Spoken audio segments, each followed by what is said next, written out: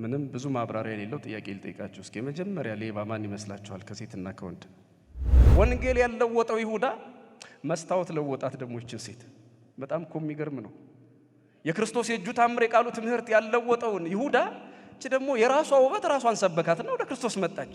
እሱ ምክንያት ክርስቶስን አገኛለሁ ያለ የመሰለው ሄሮድስ ማን እንደሆነ እንኳን ስለማያውቀው ከነዚህ አንዱ ሊሆን ይችላል ብሎ 144,000 ሕፃናት ተገድለዋል። አንዳንድ እናቶች እመቤቴ ድንግል ማርያም መለካለች ብላችሁ ብትጠይቋቸው አዎ ነው የሚሏቸው። ይሄ ነው የሕፃናት ምስጋና የሚባለው። አውቀውት አይደለም ወደዋት ነው። ምናልባት እኛ ብዙ ጥቅስ ብዙ ታሪክ እናውቃለን የምንል ሰዎች አወቅ ነው በምንለው ልክ ድፍረት ይኖረናል። አንዳንድ ጊዜ ማወቅ ልጓም ከሌለው በጣም አስቸጋሪ ነው። ዛሬ ሆሳዕና ብለው ከሕፃናቱ ጋር ዘምረዋል አይደለ? አሁን አድን እያሉ አርብ ደግሞ ይሰቀል ብለው ከአይሁድ ጋር ይጮኻሉ። ሁለት ምላስ ያላቸው አሉ። የኛ ፍሬ ምንድነው ያላቸው? የክርስትና ፍሬ መካከል አንዱና ትልቁ የሰው ልጅ ፍሬ ፍቅር ነው። እና ዋናዎቹ ችግር ፈጣሪዎቹ ችርስ ሲባባሉ ሲተቃቀፉ፣ ቤተክርስቲያን ሰዎች ግን እንደተኮራረፉ ነው የቀሩት። እናስ ያስቡት እኛ የበደሉንን እስኪ ድገሙት ይቅር እንደምንል በደላችንን ይቅር በለን። እና አሁን ታረቁ ሲባል አይ ያኔ በችግራችን ጊዜ ከቡድናችን ስላልሆናችሁ ስለራሳችሁ ስለተዋችሁን እኛ ከናንተ ጋር ገመድ ባንገታችን ይግባ እርቅ የለም አሉ።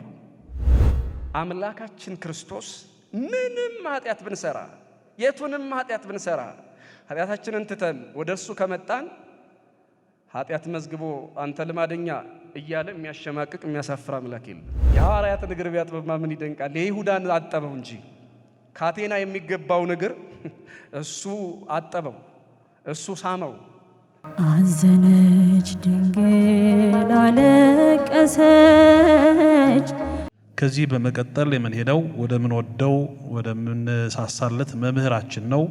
የምንወደው መምህራችን ሊቀ ሊቃውንት ስሙር የቤተክርስቲያናችን ተጠያቂ መምህር ነው። በብዙ ታውቁታላችሁ። ስለዚህ ከዚህ በኋላ ያለውን ጊዜ ጸጥ ብላችሁ ከእርሱ የሚወጣውን እግዚአብሔር ለኛ የሚያስተላልፈውን መልእክት ነው የምንሰማው። ወደ ወንድማችን ወደ ሊቀ ሊቃውንት ስሙር።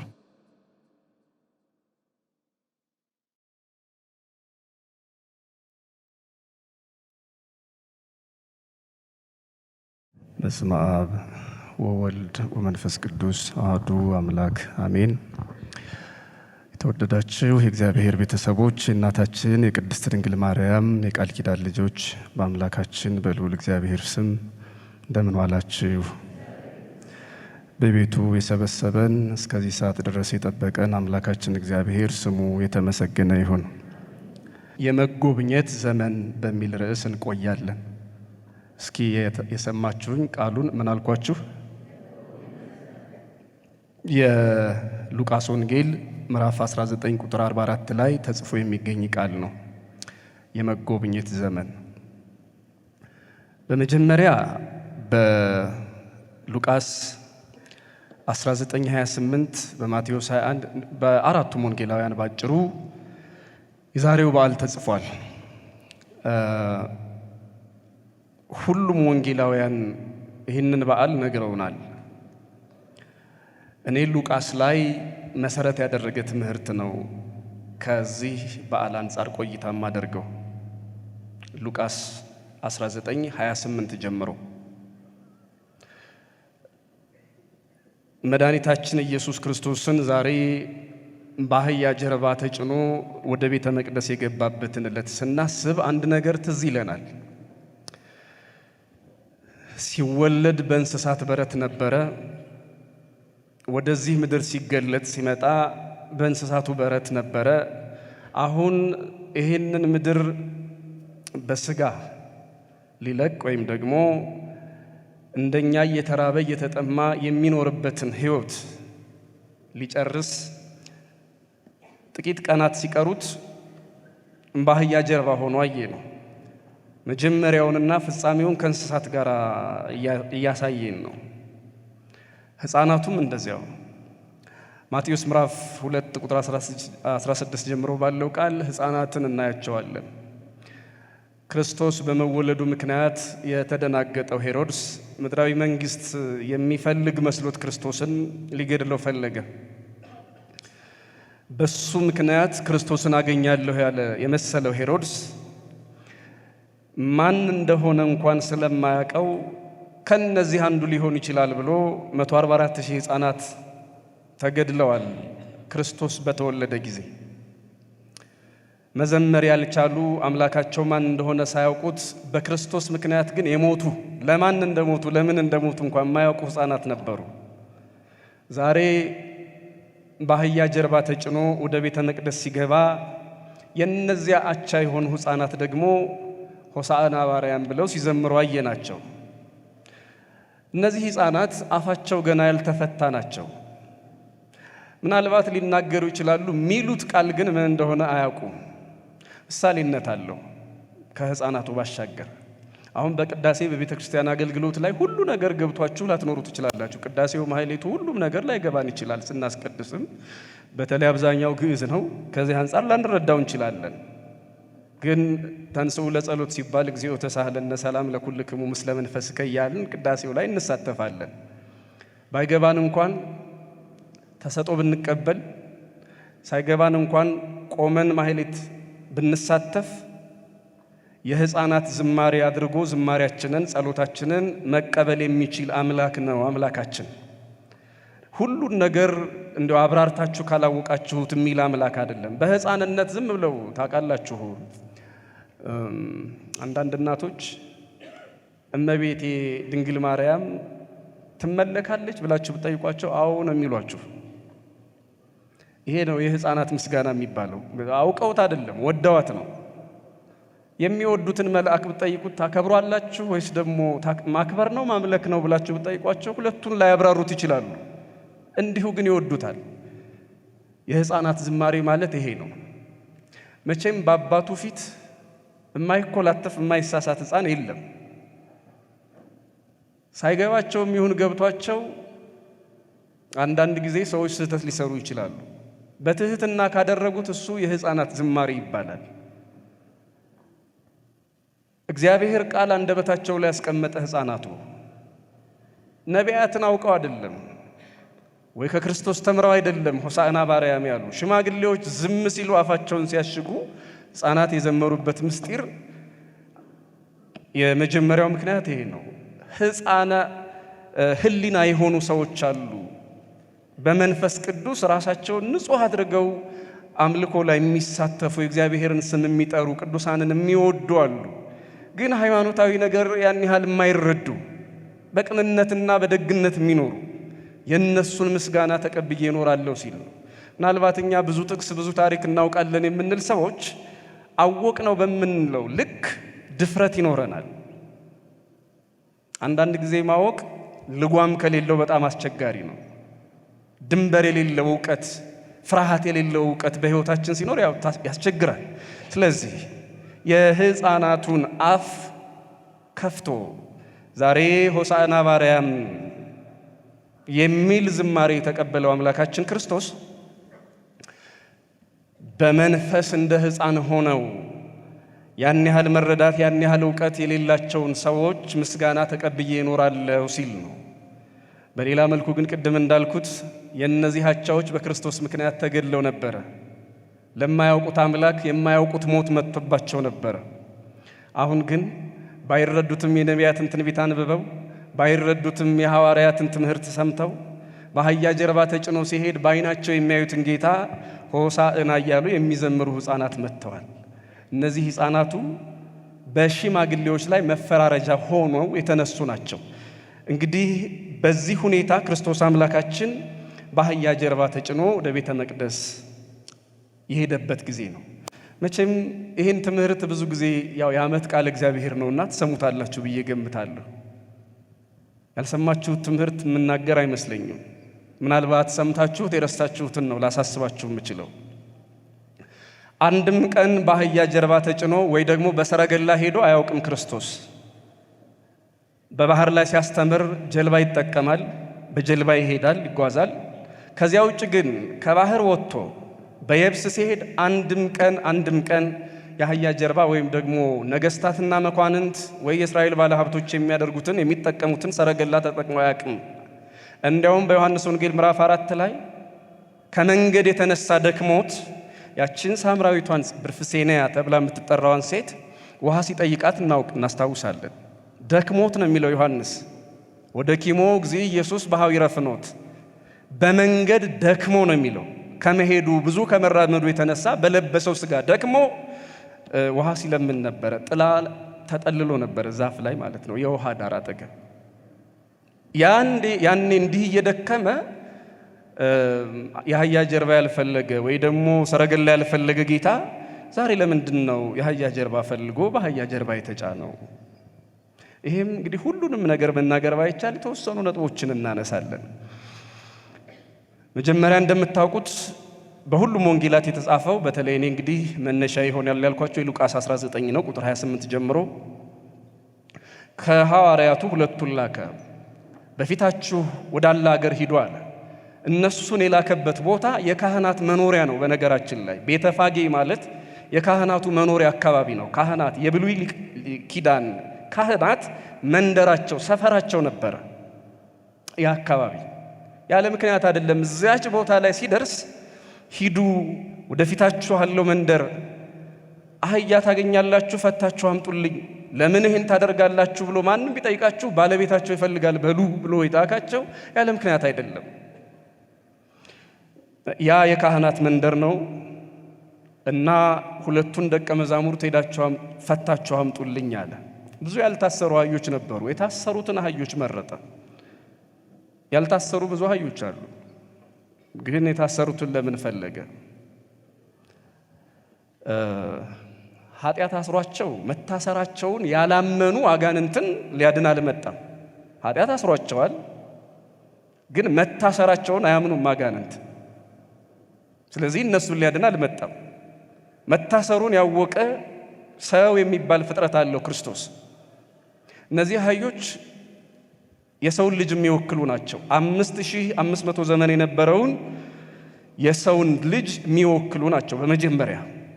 ከዚያ በኋላም እስከ ዓለም ፍጻሜ ድረስ ያለውን፣ በዋናነት ግን አሁን እዚህ ያለው 5500 ዘመን የነበረውን የሰው ልጅ ታሪክ እናያለን። የተሰረቁ አህዮች ናቸው ብለናል። አዳምና ሔዋን ልጆቻቸው ተሰርቀዋል። በማን? በዲያብሎስ። የሚገርመው ግን የተሰረቁ አህዮች የሆኑት ሲሰርቁ ነው። አዳም ሔዋን ማለት ሲሰርቁ የተሰረቁ አህዮች ናቸው። ምን ማለት ነው? እነዚህ ሁለቱ አህዮች ያው ብዙ ጊዜ ተምራችኋል ብዬ ስለምገምት አንዳንዱን ትኩረት አላደርግበትም። የተሰረቁ አህዮች ነበሩ። ለዚያ ነው ማንም ስለምን እነዚህን አህዮች ትፈታላችሁ ብሎ ቢጠይቃችሁ ጌታቸው ወይም ባለቤታቸው ይፈልጋቸዋል በሉ ያላቸው። ስለዚህ የተሰረቁ አህዮች ነበሩ። አዳም ሔዋን ልጆቻቸውም የተሰረቁ አህዮች ናቸው። ማን ሰርቋቸው? ዲያብሎስ። መቼ ሰረቃቸው? ሲሰርቁ ተገኝተው። አትናቴዎስ ይመሰክራል ይሄንን። ሰብእሰን ዘመላኪ ውእቱም ታሕተ እግዚአብሔር፣ ሰው ከእግዚአብሔር በታች ገዢ ሆኖ ሳለ ሰረቀ ወበላ እምዕፅ ዘይተአዘዘ ሎቱ፣ ካልተፈቀደለት እጽ ሰርቆ በላ። እስኪ አብራችሁ ይበሉ። ባለው ጊዜ ፈጠን እያልኩ ነው የምለው፣ ግን እስኪ ጊዜ ቢሄድም እስኪ አብረን እንበል። ሰው በሉ እስኪ ከእግዚአብሔር በታች ገዢ ሆኖ ሳለ ካልተፈቀደለት እጽ ሰርቆ በላ። ምንም ብዙ ማብራሪያ የሌለው ጥያቄ ልጠይቃችሁ እስኪ። መጀመሪያ ሌባ ማን ይመስላችኋል? ከሴትና ከወንድ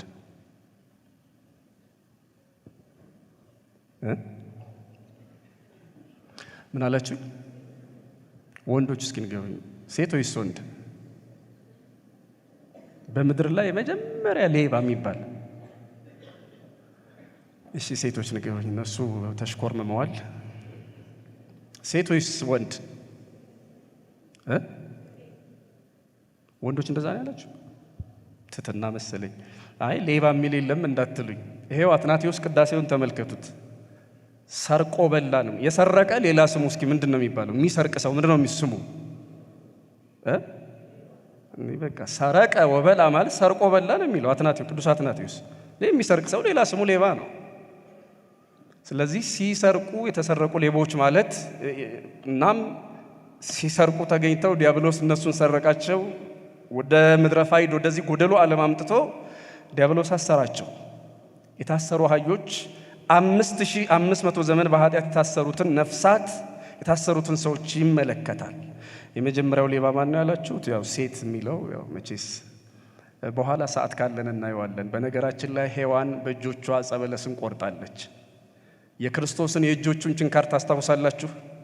ሔዋን እጆቿን ወደ ዕፀ በለስ ዘረጋች፣ ክርስቶስ ደግሞ መስቀል ላይ እጁን ዘረጋ። ሔዋን ወደ ዕፀ በለሱ ተራመደች፣ ሞትን ወደዚህ ዓለም አመጣች። ክርስቶስ ደግሞ ለሔዋን እግሮች ካሳ ሊከፍል ሁለቱን እግሮች ተቸነከረ። ሔዋን በአፏ በደለች፣ ክርስቶስም ለሔዋን አፍ ካሳ ከፈለ። ምን አድርጎ? መራራ ሐሞት ጠጥቶ።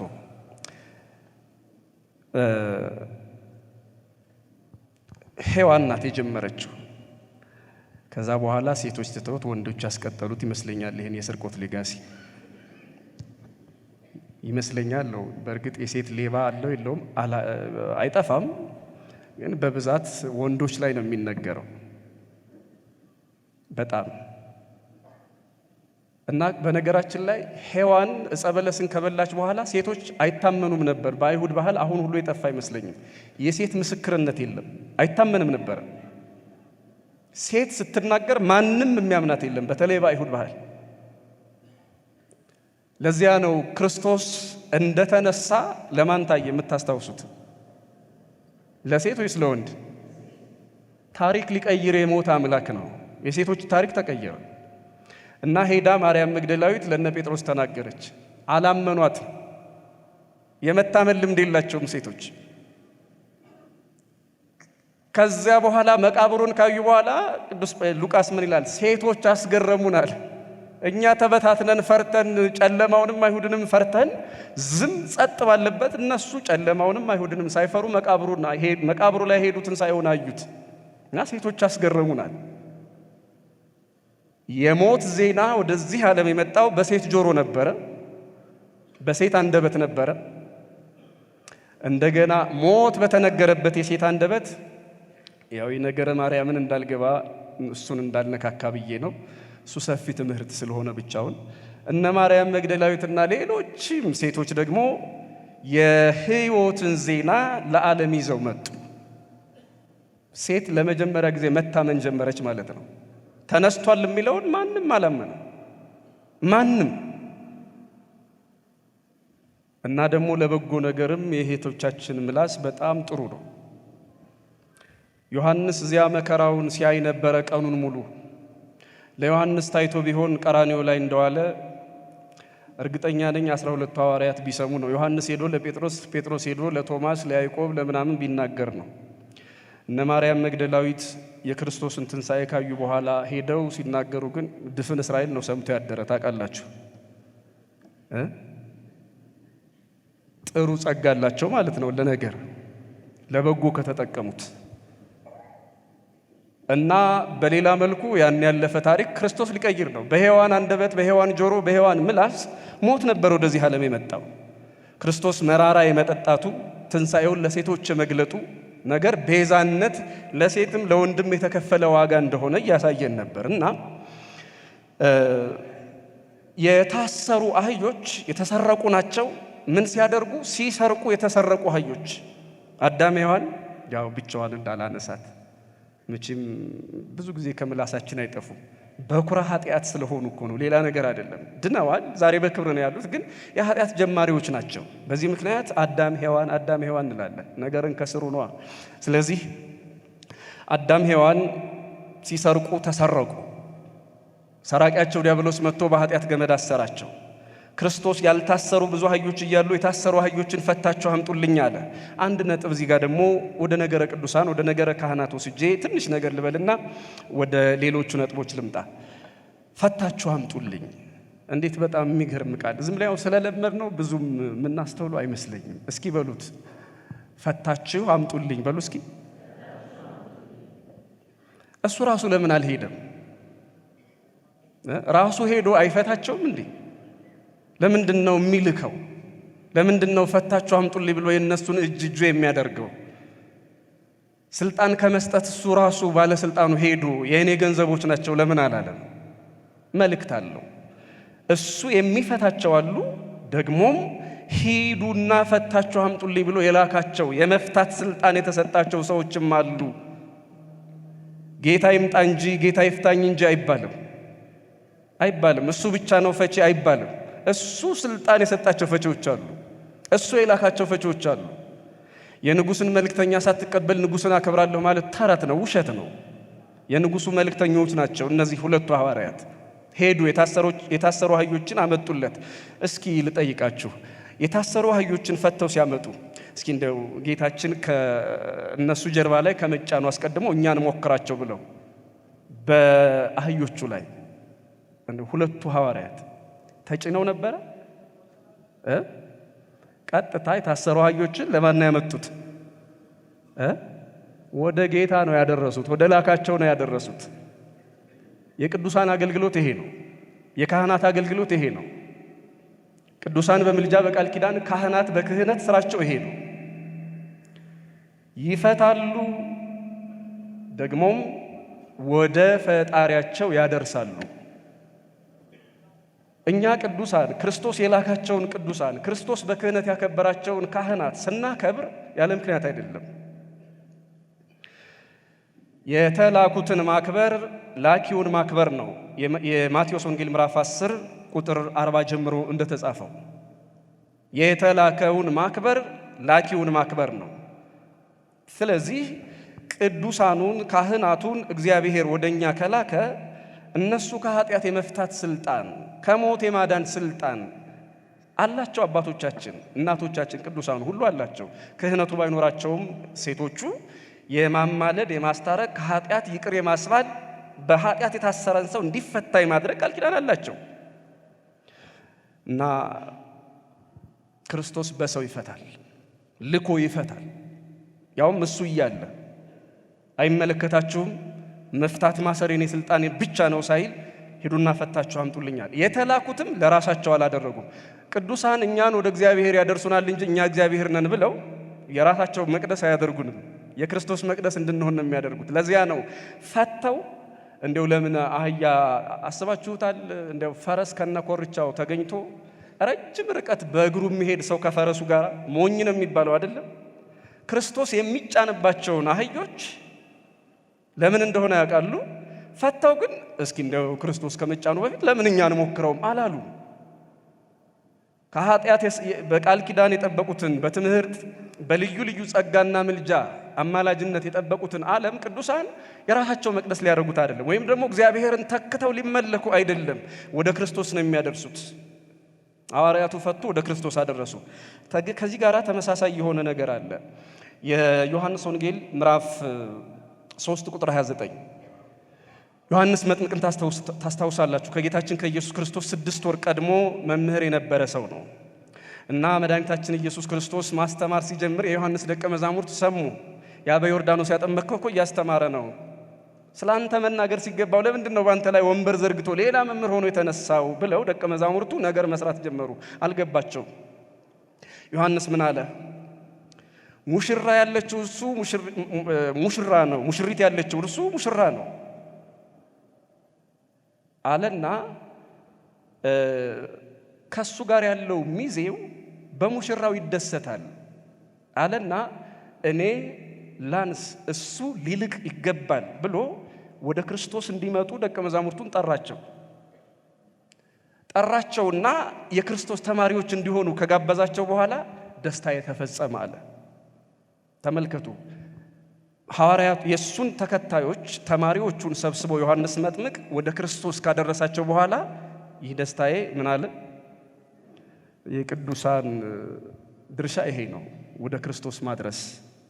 ከዛ ደስታቸው ፍጹም ይሆናል እንጂ አው እኔም ማስተምራለሁ እሱም ያስተምራል እና ሁለት ጌታ ሁለት መምህር ይኖራል የሚል ግንዛቤ ወይም ደግሞ እንደዛ አይነት እምነት የላቸውም። የኛ ቅዱሳን ወደ ክርስቶስ ማድረስ ነው።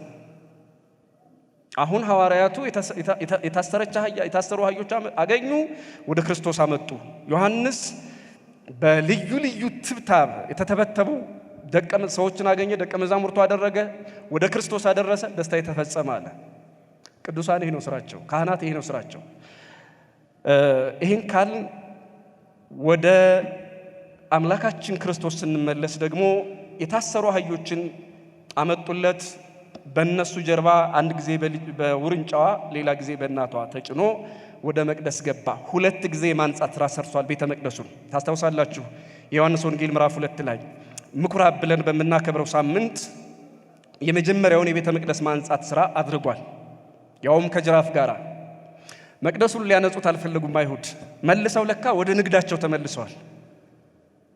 ያኔ ትምህርቱን ሲጀምር ገስጿቸው ነበር። ትምህርቱን ሲጨርስም ገሰጻቸው።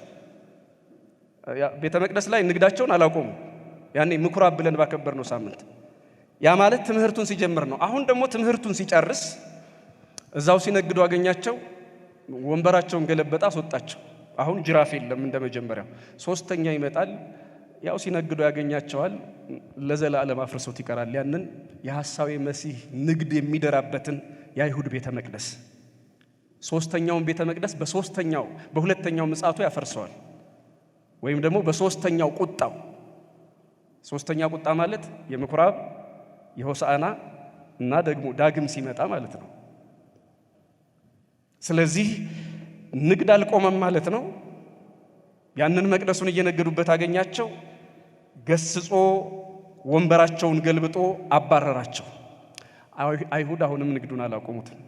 እንደውም አሁን በሬውንና በጉን ትተው ሐሳዌ መሲህ የሚባል ሌላ ሐሰተኛ ክርስቶስ ይመጣል ብለው እየጠበቁ ነው።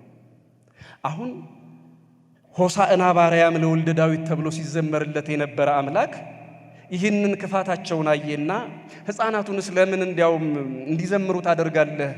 ዝም እንዲሉ ንገራቸው ሲሉት ክርስቶስ አምላካችን እንዲህ አደረገ። ወሶበርያ ለሀገር በከየ ላዕሊሃ ሉቃስ 19 ቁጥር 28 ጀምሮ ነው ያለ ነው። ዛሬ ሆሳዕና በአርያም የሚለውን ዝማሬ በሕፃናቱ ተመስጠን ይህንን ድምፅ ረስተነዋል። የሚገርማችሁ ዛሬ ሕፃናት የዘመሩበት ቀን ብቻ አይደለም፣ ክርስቶስ ያለቀሰበት ቀን ጭምር ነው። እየሰማችሁኝ ነው? ክርስቶስ ምን ያለበት ቀን? አቤት! በሆሳዕና ቀን ይህን መስማት ቢያደበዝዛል አይደለ? ግን ዝማሬ ብቻ አይደለም ያለው፣ አልቅሷል ክርስቶስ። ለምን አለቀሰ? ሆሳዕና እየተባለ የሚዘመርለት ጌታ በአህያ ጀርባ ተጭኖ የልብስ እየተነጠፈለት ያለ ጌታ ለምንድን ነው ያለቀሰ? እነሱ እየዘመሩ እሱ ለምን ነው ተቃራኒውን ነገር ያደረገው? 3 ምክንያቶችን በጣም ባጭሩ አሳጥሬ ልናገር። አንደኛ፣ ዛሬ የሚዘምሩት ሰዎች ነገ እንደሚሰቅሉት ያውቃል፣ ክፋታቸውን ያውቃል። ዛሬ የሚዘምሩ ሰዎች ነገ ምን እንደሚሉት ያውቃል፣ እንደሚሰቅሉት። ዛሬ ሆሳዕና ብለው ከሕፃናቱ ጋር ዘምረዋል አይደለ? አሁን አድን እያሉ ዓርብ ደግሞ ይሰቀል ብለው ከአይሁድ ጋር ይጮኻሉ። 2 ምላስ ያላቸው አሉ። እዚህ ከሕፃናት ጋር እንደ ሕፃናት የዘመሩ፣ እዚያ ደግሞ ከከሳሾች ጋር ይሰቀል ማቴዎስ 27 ላይ ደሙ በእኛና በልጅ ልጆቻችን ይሁን ብለው ይጮኻሉ። ይህንን 2 ምላስነታቸውን አውቆ ክርስቶስ የልባቸውን ክፋት አይቶ አለቀሰላቸው እና ትምህርቱ አልገባቸውም፣ ታምራቱ አልገባቸውም፣ እንባውም አልመለሳቸውም።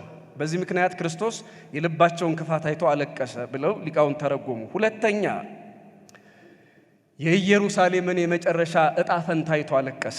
እንመጣበታለን ምንድነው ዕጣ ፈንታው የሚለውን።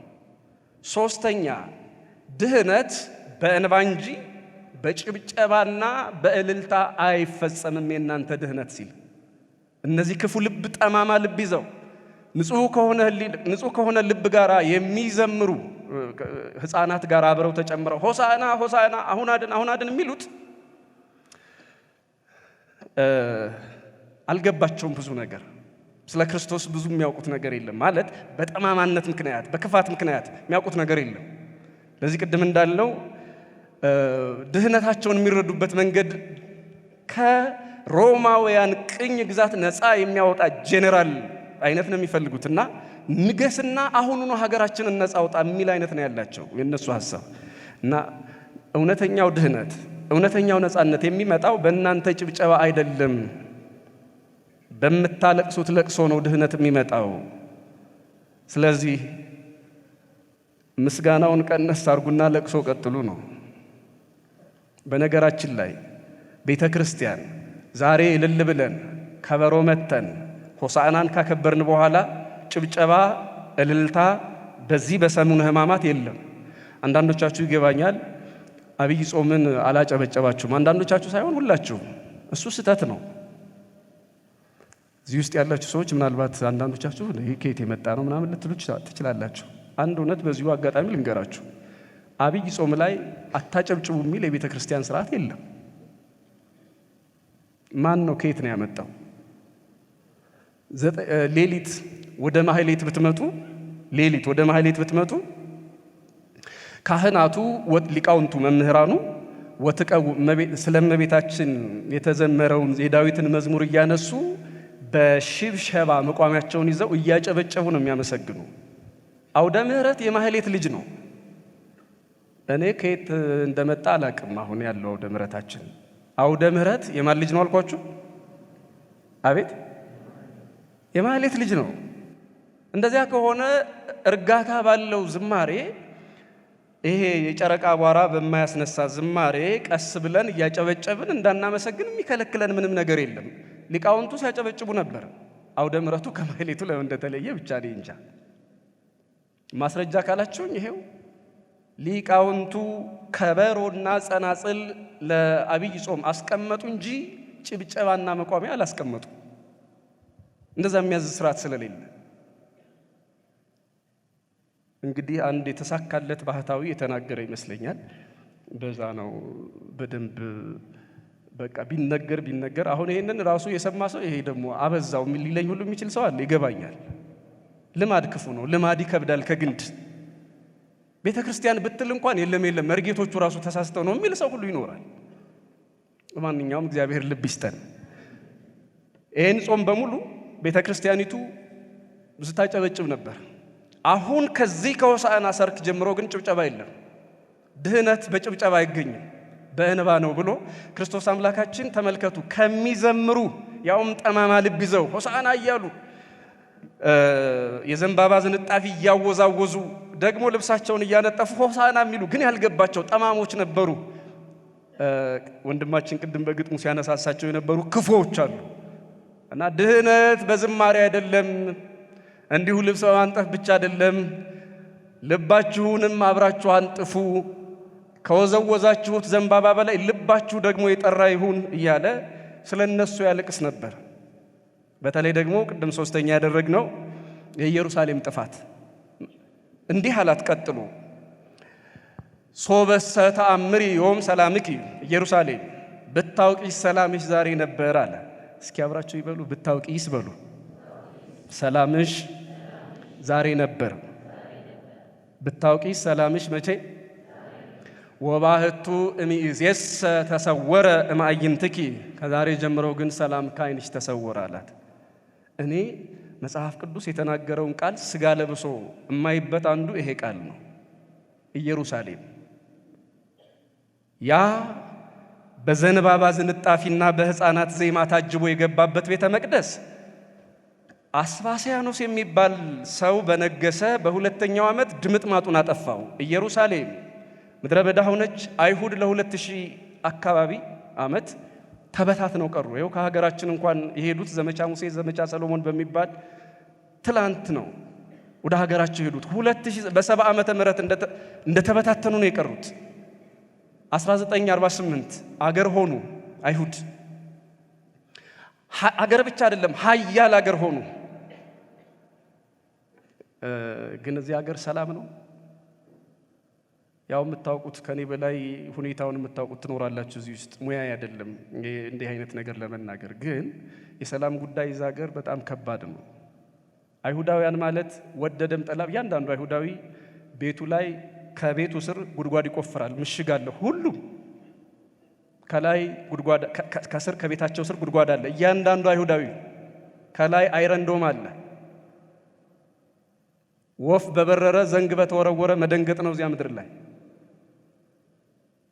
የእስራኤል ራዳር ያላየው ወፍ እንኳን ያልታወቀ ያልተለመደ ወፍ ከመጣ እንኳን መመታቱ ነው እዚያ ምድር ላይ። ሰማይ ምድርን የሚበረብሩ የጦር ሳይንቲስቶች ይኖራሉ። የሰላም ሳይንቲስቶች ግን የሏትም ያች ምድር እስካሁን።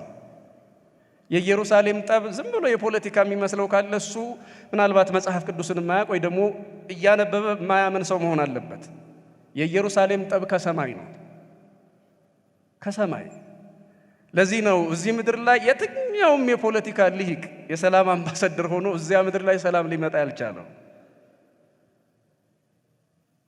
ሰላምሽ ከዓይንሽ ተሰወረ አለ።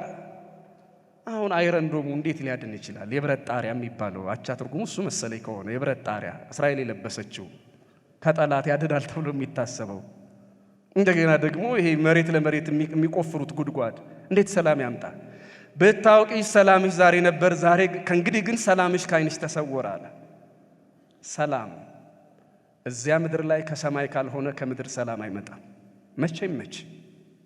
ያፈሰሱትን ደም አምነው ንስሐ ገብተው ክርስቶስ አምላካቸውን አምላክ ካላሉ በስተቀር እዚያ ምድር ላይ የዘላለም ሰላም የለም።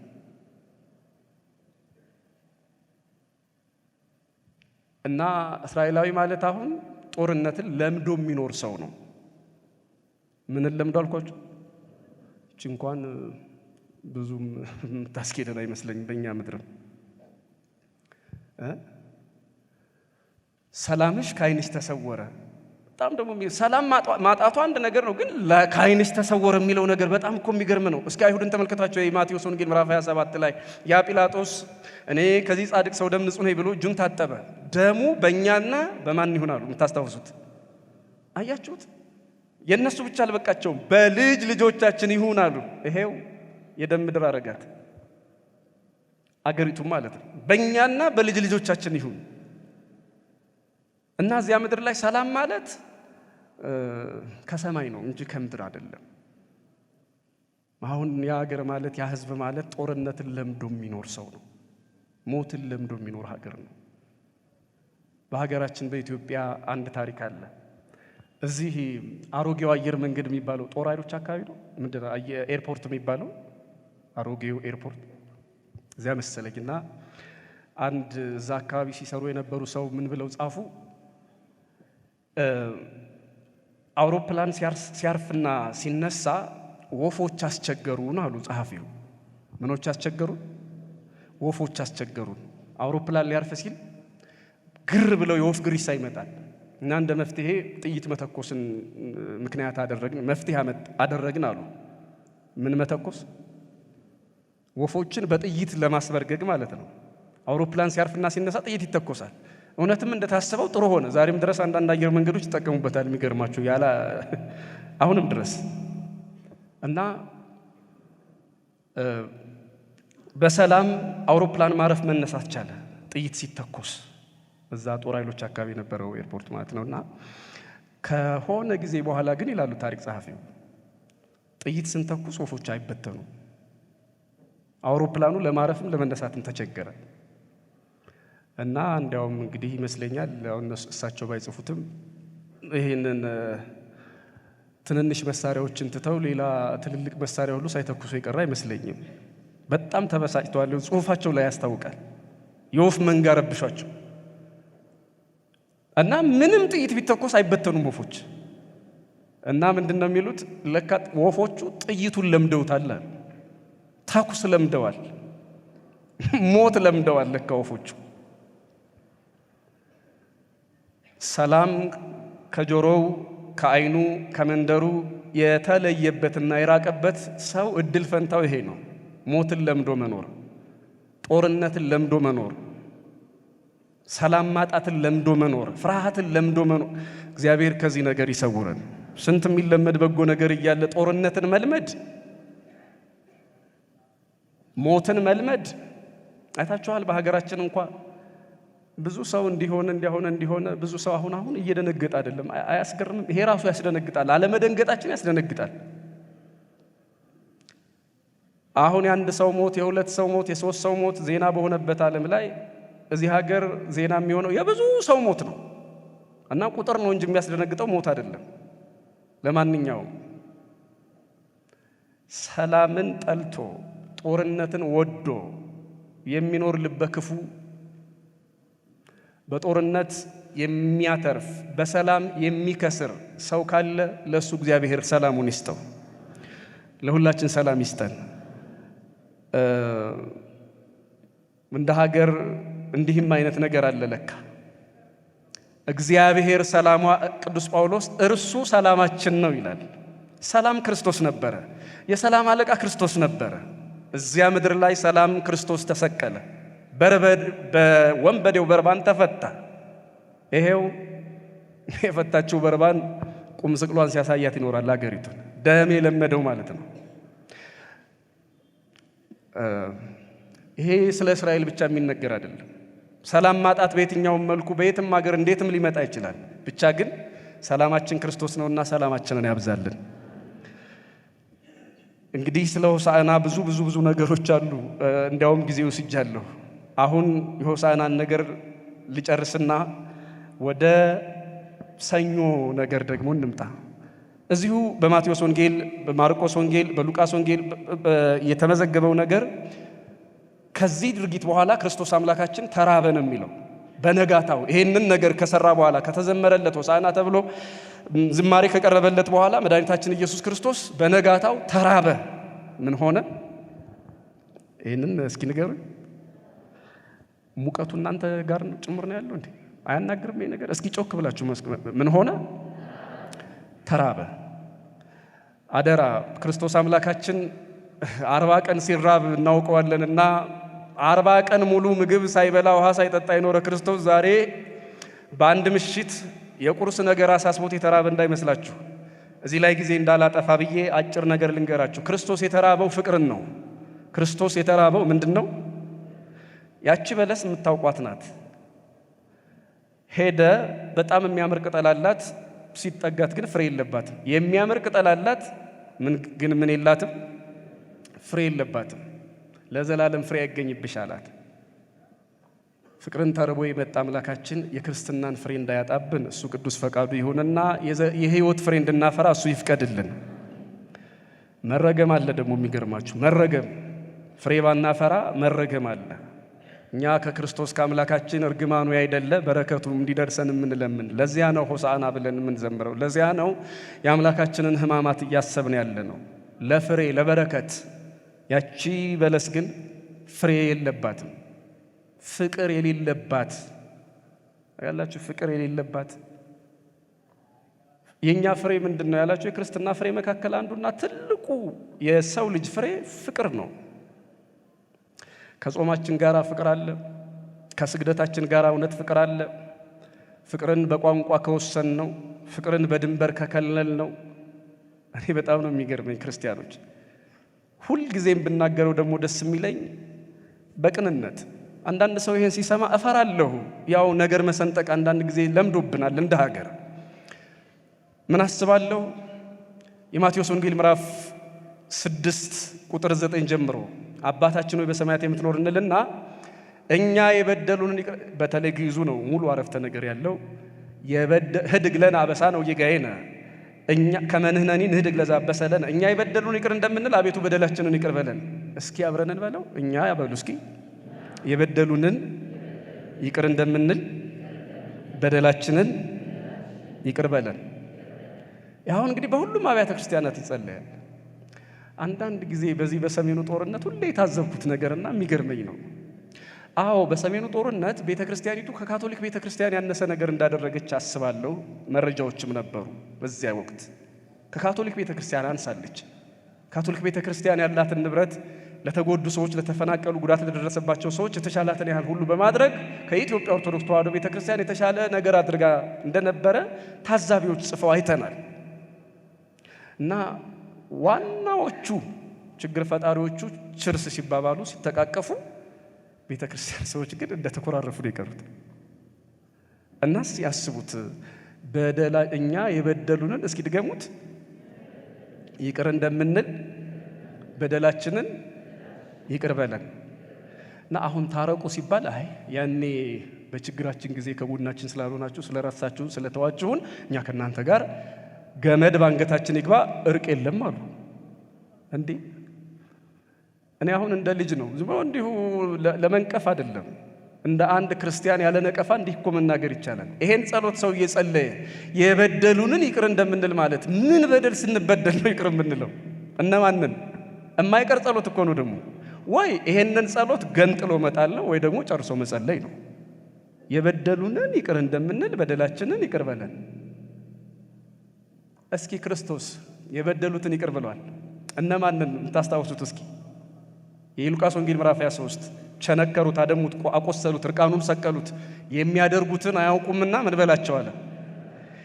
የክርስቶስ ከሆነች ቤተ ክርስቲያኒቱ የሚያደሙንን አድሚዎችን ስላልገሰጹ ስላላስቆሙ አይደለም፣ እርዳታ ስላልሰጡ አይደለም።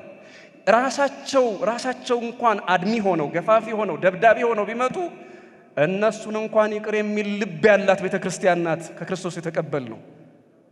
መርጣ ይቅርታ የምታደርግ ቤተ ክርስቲያን አልተማርንም፣ አባቶቻችን አልነገሩንም። የትኛውም በደል ይምጣ ከክርስቶስ የተማርነው የሚወጉትን የሚቸነክሩትን እርቃኑን የሰቀሉትን ጌታ የሚያደርጉትን አያውቁምና ይቅር በላቸው ነው። ስህተት እንኳን ቢሰራ የምታደርጉትን አታውቁም ይቅር ብለናቸዋል የሚባለው እንደዚያ ነው። ስህተት እንኳን ተሰርቶ ከሆነ እና ክርስቲያኖች የበደሉንን ይቅር እንደምንል በደላችንን ይቅር በለን። እውነት ለመናገር ይሄ ጸሎት ያለ ፍቅር እንዲህ የሚጸለይ ከሆነ አንዳንዶቹን ይቅር አንልምና እንደፈለክ አድርግ ነው መሆን ያለበት። እውነት ለመናገር እንዴ ዝም ብሎ ደግሞ ይቀጥላል። በቅዳሴ ምን ያህል በለሱ ፍሬ እንደሌለው ልነግራችሁ ነው። ሀበነ ንህበር በዘዚአከ መንፈስ ቅዱስ እንላለን። በባህር ሕይወትህ በመንፈስ ቅዱስ አንድ እንሆን ዘንድ አንድነትን ስጠን ማለት ነው። በመንፈስ ቅዱስ አንድ እንሆን ዘንድ አንድነትን ስጠን። እስኪ አብራችሁ በሉት፣ በመንፈስ ቅዱስ በሉ። አንድ እንሆን ዘንድ አንድነትን ስጠን። በምን አንድ እንሆን ዘንድ? እንደው እግዚአብሔር አይሾፍበትም አይዘበትበትም፣ ግን እየዘበትንበት አይመስላችሁም? በነገራችን ላይ ነነዌ በስንት ቀን ነው እሳት እንዳይበላት የምህረት የይቅርታ ጊዜ ያገኘ? ስንት ቀን ጾማ ነው? ያው ታውቁታላችሁ፣ በኢትዮጵያ ኦርቶዶክስ ተዋሕዶ ቤተክርስቲያን የጾም ጊዜ ነው የሚበልጠው። አሁን እንኳን ስንት ቀን እንጾማለን በዚህ አብይ ጾም? አቤት! ደግሞ ከተወሰነ የፍስክ ጊዜ በኋላ ጾም ይቀጥላል። በጣም እኮ የሚገርም ነው። ይሄን ያህል ቀን እየጾሙ ለምንድን ነው ወጥቶ መግባት ብርቅ የሆነብን? ለምንድን ነው የሚያድጉ ሕፃናት የሚጦሩ ሽማግሌዎች እረፍት የሚያጡት? ለምንድን ነው መጨካከን ግብዝ የሆነ ፍቅር የበዛው? መቼም እውነት ለመናገር እነዚያ እግዚአብሔርን ባለማወቅ ያረጁ ሕዝቦች በሶስት ቀን ንስሐ የተሰበረ ልብ ነበራቸው። ሰው ይሄን ያህል ቀን እየጾመ ይሄን ያህል ቀን እየጸለየ 365 ቀን ጾም ጸሎት ባላት ቤተ ክርስቲያን ውስጥ ማለቴ ከተወሰኑ ቀናት በስተቀር ጾሙ ጸሎቱ የማይቋረጥባት ቤተ ክርስቲያን ለምንድን ነው እሳት የሚነድባት ሁል ጊዜ? ነነዌ በሶስት ቀን ጾም እሳት መልሳለች። የኛ እሳት እኮ አይነድም፣ ታውቃላችሁ፣ አይጠፋም። እሳት ሲባል መቼም ከሰማይ የሚወርድ እሳት እንዳጥብ ከሰው አንደበት የሚወጣ እሳት ሐዋርያው ያዕቆብ እንደተናገረው ከምላስ የሚወጣ እሳት ከሰው ልብ ከሰው ሕሊና የሚወጣው እሳት ግን አሁንም እያቃጠለን ነው፣ አሁንም እያነደደን ነው። ምክንያቱስ ምንድን ነው? ያው አይዘበትበትም ያልኳችሁ እግዚአብሔርን እየዘበትንበት ይመስለኛል እንደ ሀገር። እንዲሁ ዝም ብሎ ለመራቀቅ ለመፈላሰፍ እስኪ አስቡት። በመንፈስ ቅዱስ አንድ እንሆን ዘንድ አንድነትን ስጠን እንላለን። አንድ ሁኑ ብሎ እግዚአብሔር በአንድም በመንገድ ሲመክረን ደግሞ አይ የምንለው ነገር አለን። ከነሱ ጋር ብሞትን እንኳ ቀብሬ ላይ እንዳትገኝ አሁን የኛ ሀገር የኛ ቤተክርስቲያን እንደዛ ነው። ብንሞት እንኳ ዝም ብሎ እንዲሁ የጎረምሳ ጠብ ነው የመሰለው። እና በመንፈስ ቅዱስ አንድ እንሆን ዘንድ አንድነትን ስጠን። አሁን እንዲህ ብለን እየጸለይ ስንወጣ ግን መንፈሳዊ አንድነት ነው ያለው፣ የወንዝ አንድነት ነው። እውነቱን ለመናገር ሰው የሚደራጀው ሻይ የሚጠጣው በምንድን ነው? ይሄ ማለት ሁሉንም አይደለም። እንዲያው የሆነ መንፈሱን ስታዩት ሁሉንም አይደለም አለ። ወንዝ የሚሰበስበው፣ ቋንቋ የሚሰበስበው፣ መንደር የሚሰበስበው መንፈሳዊ አንድነቱ ያይደለ ቤተክርስቲያን አንዲት ቤተክርስቲያን አንድ ያደረገችው ሳይሆን ፖለቲካ የሚሰበስብ ምድራዊው ነገር ብቻ ኃላፊ ጠፊ የሆነው ነገር የሚሰበስበው ህዝብ ከዚያ ጸሎት ቤት ገብቶ በደላችንን ይቅር በለን እኛ ይበደሉን ይቅር እንደምንል ከዚያ በመንፈስ ቅዱስ አንድ እንሆን ዘንድ አንድነትን ስጠን። ይሄ ውሸት እያለ እንዴት ጸሎት ውጤት ያምጣል? እና ፍቅር ተርቦ ክርስቶስ ዛሬ ቢመጣ በለሲቱ እውነት ፍሬ አላት? ክርስቲያኖች እንደው ክርስቶስ ዕለት ዕለት ሲመጣ በቤተ ክርስቲያናችን ምን አይነት ፍሬ ነው የሚያገኘው? ወጣ ስትሉ የምናየው ደግሞ ሌላ ከዚህ የባሰ እኮ ነው። ታውቃላችሁ፣ የእንትኖች ቤተ ክርስቲያን ነው አላስቀድስም የሚሉ ሰዎች እንዳሉ ታውቃላችሁ። የአማራ ቤተ ክርስቲያን ነው፣ የትግሬዎች ነው፣ የኦሮሞዎች ነው፣ ይሄ የእንትኖች ነው የሚባል ቤተ ክርስቲያን አለ። እኔ እውነቱን ልናገር፣ እውነት ለመናገር ይሄ በክርስቶስ ስም የሚመለክ ሰይጣን ካልሆነ ብሔር መርጦ የሚመለክ ክርስቶስ የለም። እኔ በክርስቶስ ስጋና ደም ፖለቲካ እየተሰራበት ካልሆነ በስተቀር ፍቅር ሳይኖር የሚመለክና የሚመሰገን ክርስቶስ ቤተ ክርስቲያን አልሰበከችም። ይሄ ውጭ ያሉት ነበር የሚያስገርመን የዚህ ቤተ ክርስቲያን የሚለው አሁን ዘው ብሎ እዚሁ ምድር መጣ እና እውነት ክርስቶስ ተርቦ ቢመጣ ምናችንን ነው የሚያገኘው? ከቅጠል በስተቀር አሁን እኛ ምን ፍሬ አለን? እግዚአብሔር አምላክ ፍሬያችንን ፈልጎ ሲመጣ የፍቅርን የሰላምን ፍሬ በሁላችን ያግኝብን። ይህንን የምንናገረው ለቤተ ክርስቲያን ካለን ፍቅር እንጂ በማንም ላይ ለመፍረድ እንዳልሆነ ደግሞ እንድታውቁት እና ሰኞ ባጭሩ ይሄ ነው። ማክሰኞ የትምህርት ቀን ነው። ክርስቶስ አምላክ ትምህርቱን ያው አልደግመውም። ትምህርት ማለት ምን እንደሆነ ታውቃላችሁ። አምላካችን ክርስቶስ ስለ ሆሳዕናው ምስጢር፣ ስለ በለሷ ደቀ መዛሙርቱን ያስተማረበት፣ ስለ ተረገመችው በለስ ክርስቶስ አምላካችን ያስተማረበት ቀን ነው ረቡዕ። እሱ ብዙ ነገር ነው ያለው። እኔ አንዷን ብቻ ልናገር። የሉቃስ ወንጌል ምዕራፍ 7 ቁጥር 36 ላይ አንዲት ሴት አለች፣ ማርያም እንተ እፍረት ትባላለች። ብዙዎቻችሁ ትሳሳታላችሁ፣ እኛ መምህራኑም አንዳንድ ጊዜ እንሳሳታለን። ማርያም እንተ እፍረት ማን አልኳችሁ? የአልዓዛር እህት አይደለችም። እቺ ናይን በተባለ ከተማ የምትኖር ሴት ናት። ክርስቶስ አምላካችን ማስተማር ሲጀምር በፈሪሳዊው በስምዖን ቤት ክርስቶስ ፈልጋ ሽቱ ይዛ የመጣች ሴት ናት እና መጀመሪያ ክርስቶስ ትምህርቱን ሲጀምር ሽቱ ቀባቸው። በጣም የሚገርመኝ ያ ማን ነው? ፈሪሳዊው ስምዖን ክርስቶስን ቤቱ ምሳ እንዲበላ ጋብዞታል። ምን እንዲበላ? የቤቱን በር ከፍቶ ክርስቶስን አስገብቷል፣ ምሳ ጋብዞታል። በክርስቶስ ግን አያምንም። ይገርመኛል። በክርስቶስ ምን አይልም? ኢየሱስ ክርስቶስ መድኃኒት እንደሆነ አያምንም። ሙታንን ሲያስነሳ፣ ለምጻሞችን ሲያነጻ፣ ድንቅ ታምራትን ሲያደርግ ሰምቷልና ዝነኛ ነው። ያ ክርስቶስ እኮ ከቤቱ ገብቶ በላ እንዲባልና እንዲወራለት ነው ነካ ይፈለገው። ቲክቶከር በሉት በዚህ ዘመን። እውነቴን ነው። ይሄ ስልጣኔ ቢኖር ላይቭ ነበር የሚያበላው፣ ጠጣ እንጂ እያለ የሚያጠጣው። እንደዛ ነው የሚመስለኝ። ምንም የሚያውቀው ነገር የለም። ግን ክርስቶስ ገባ ቤቱ በላ ጠጣ እንዲባል ብቻ ነው። ያቺ ከሩቅ መንደር መጣ ጌታዬ እዚህ ቤት ገብቷል አሉ ብላ ስትመጣ ማርያም ኃጥእት ራሷን በዝሙት ያስተዳደረች ሴት የኖረች ሴት ናት። በጣም መልካም የሆነች ሴት ናት። መልኬ ይበቃኛል ብላ ከመስታወቱ ተምራ ይሄ ውበት ረጋፊ ነው። በኩል ያማራችሁ አይኖቼ ሆይ፣ በኩል የተዋባችሁ አይኖቼ ሆይ እንዲህ እንዳማራችሁ ትቀጥላላችሁ፣ ነገ ሞት ሲመጣ ትፈሳላችሁ። እናንተ የተዋባችሁ እግሮቼ ሆይ እንዲህ እንደለሰለሳችሁ እንዲህ እንደተዋባችሁ ትቀራላችሁን? ነገ ሞት ይመጣል፣ ትታሰራላችሁ። ከሞት ገመድ ከሞት መግነዝ ለዘላለም የሚያስቀር ውበት አላችሁን ብላ ወደ እግሮቿ ውበት ተመለከተች። ነገ በሞት የሚገነዙ ናቸው። እጆቿን አየች። ዛሬ ብዙ አድናቂው የሚጨብጣችሁ፣ ብዙ ወዳጅ የሚናፍቃችሁ እጆቼ ሆይ አሁን በውበት አላችሁ፣ አሁን በግርማ አላችሁ፣ አሁን በመናፈቅ አላችሁ። ሞት ሲመጣ ደግሞ ከሞት የምታመልጡበት አቅም አላችሁን? እንዲህ እያለች ስለ ውበቷ መፍረስ መበስበስ አሰበች። ክርስቶስን መጀመሪያ ካገኘችበት፣ በነገራችን ላይ 2 ጊዜ ነው የቀባችው እቺ ሴት እንዳትሳሳቱ።